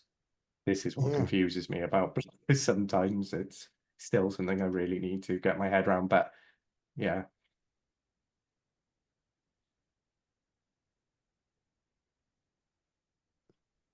Sixes bets. So, so sixes is a bluff, right? Sixes is nothing. There's no 6 on. We don't have a set. Right. So sixes bluffs, but it only bluffs if you have a heart and a diamond. That's Fives also a bluff. Both 5 and 6 block straights, but with a 5, you like the heart is what. right. You want to have a heart, and that makes no sense to me at all. Because when I bluff this, I want him to have hearts. I want him to instant fold his hearts. I think we've seen this, and this is kind of coming back to me. If we have the low version of the back door, if we have these low versions of these back doors, we bluff them. Whereas if we have the high versions of the black doors, we just take showdown versus those low versions. Mhm. Right? Does that make sense? See, notice Yeah, our I the get high that makes versions sense. of our hands are just checking behind. But if we have the low, I don't know. But why? But look at those, look at the 5s and the 6s, or just look right at 6s. The only one that's betting is the heart, or one of the hearts. But it's not just heart, it's the heart diamond. It's Oh, yeah, specifically, yeah. it's the one that makes it hardest for him to have a 6 of hearts or a 6 of diamonds in his hand. Therefore, okay, wait a minute. We want him to not have an ace. He could have ace 6 of diamonds. When we have a diamond, he can't have ace 6 of diamonds. Can he only have suited aces here? Maybe that's why. What's the action? Can he have does he have offsuit aces in his range that got here? No. Okay. Not very many. Okay, now, does he have any, we're looking at his range, does he have ace 6 or? What 5 and 6 of diamonds does he have in his hand that we're blocking? What hands with a 5 and a 6?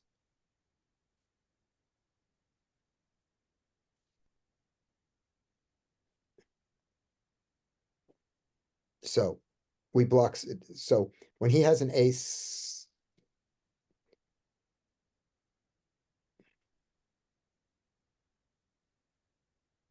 Tomorrow, see ya. Yeah.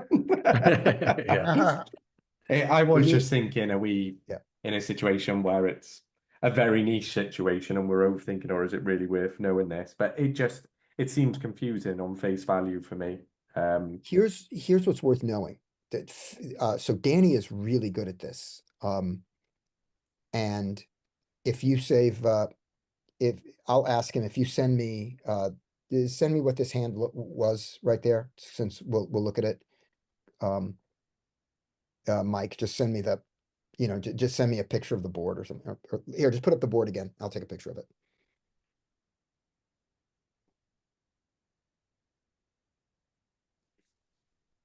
Mike is not sharing the screen.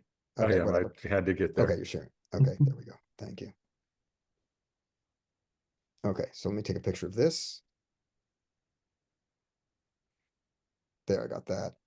And then, I don't care for the solve. I'll just put a note about the suits.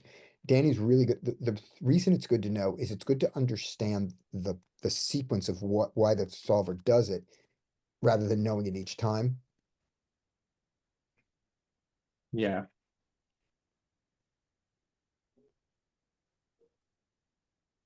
Okay, there we go.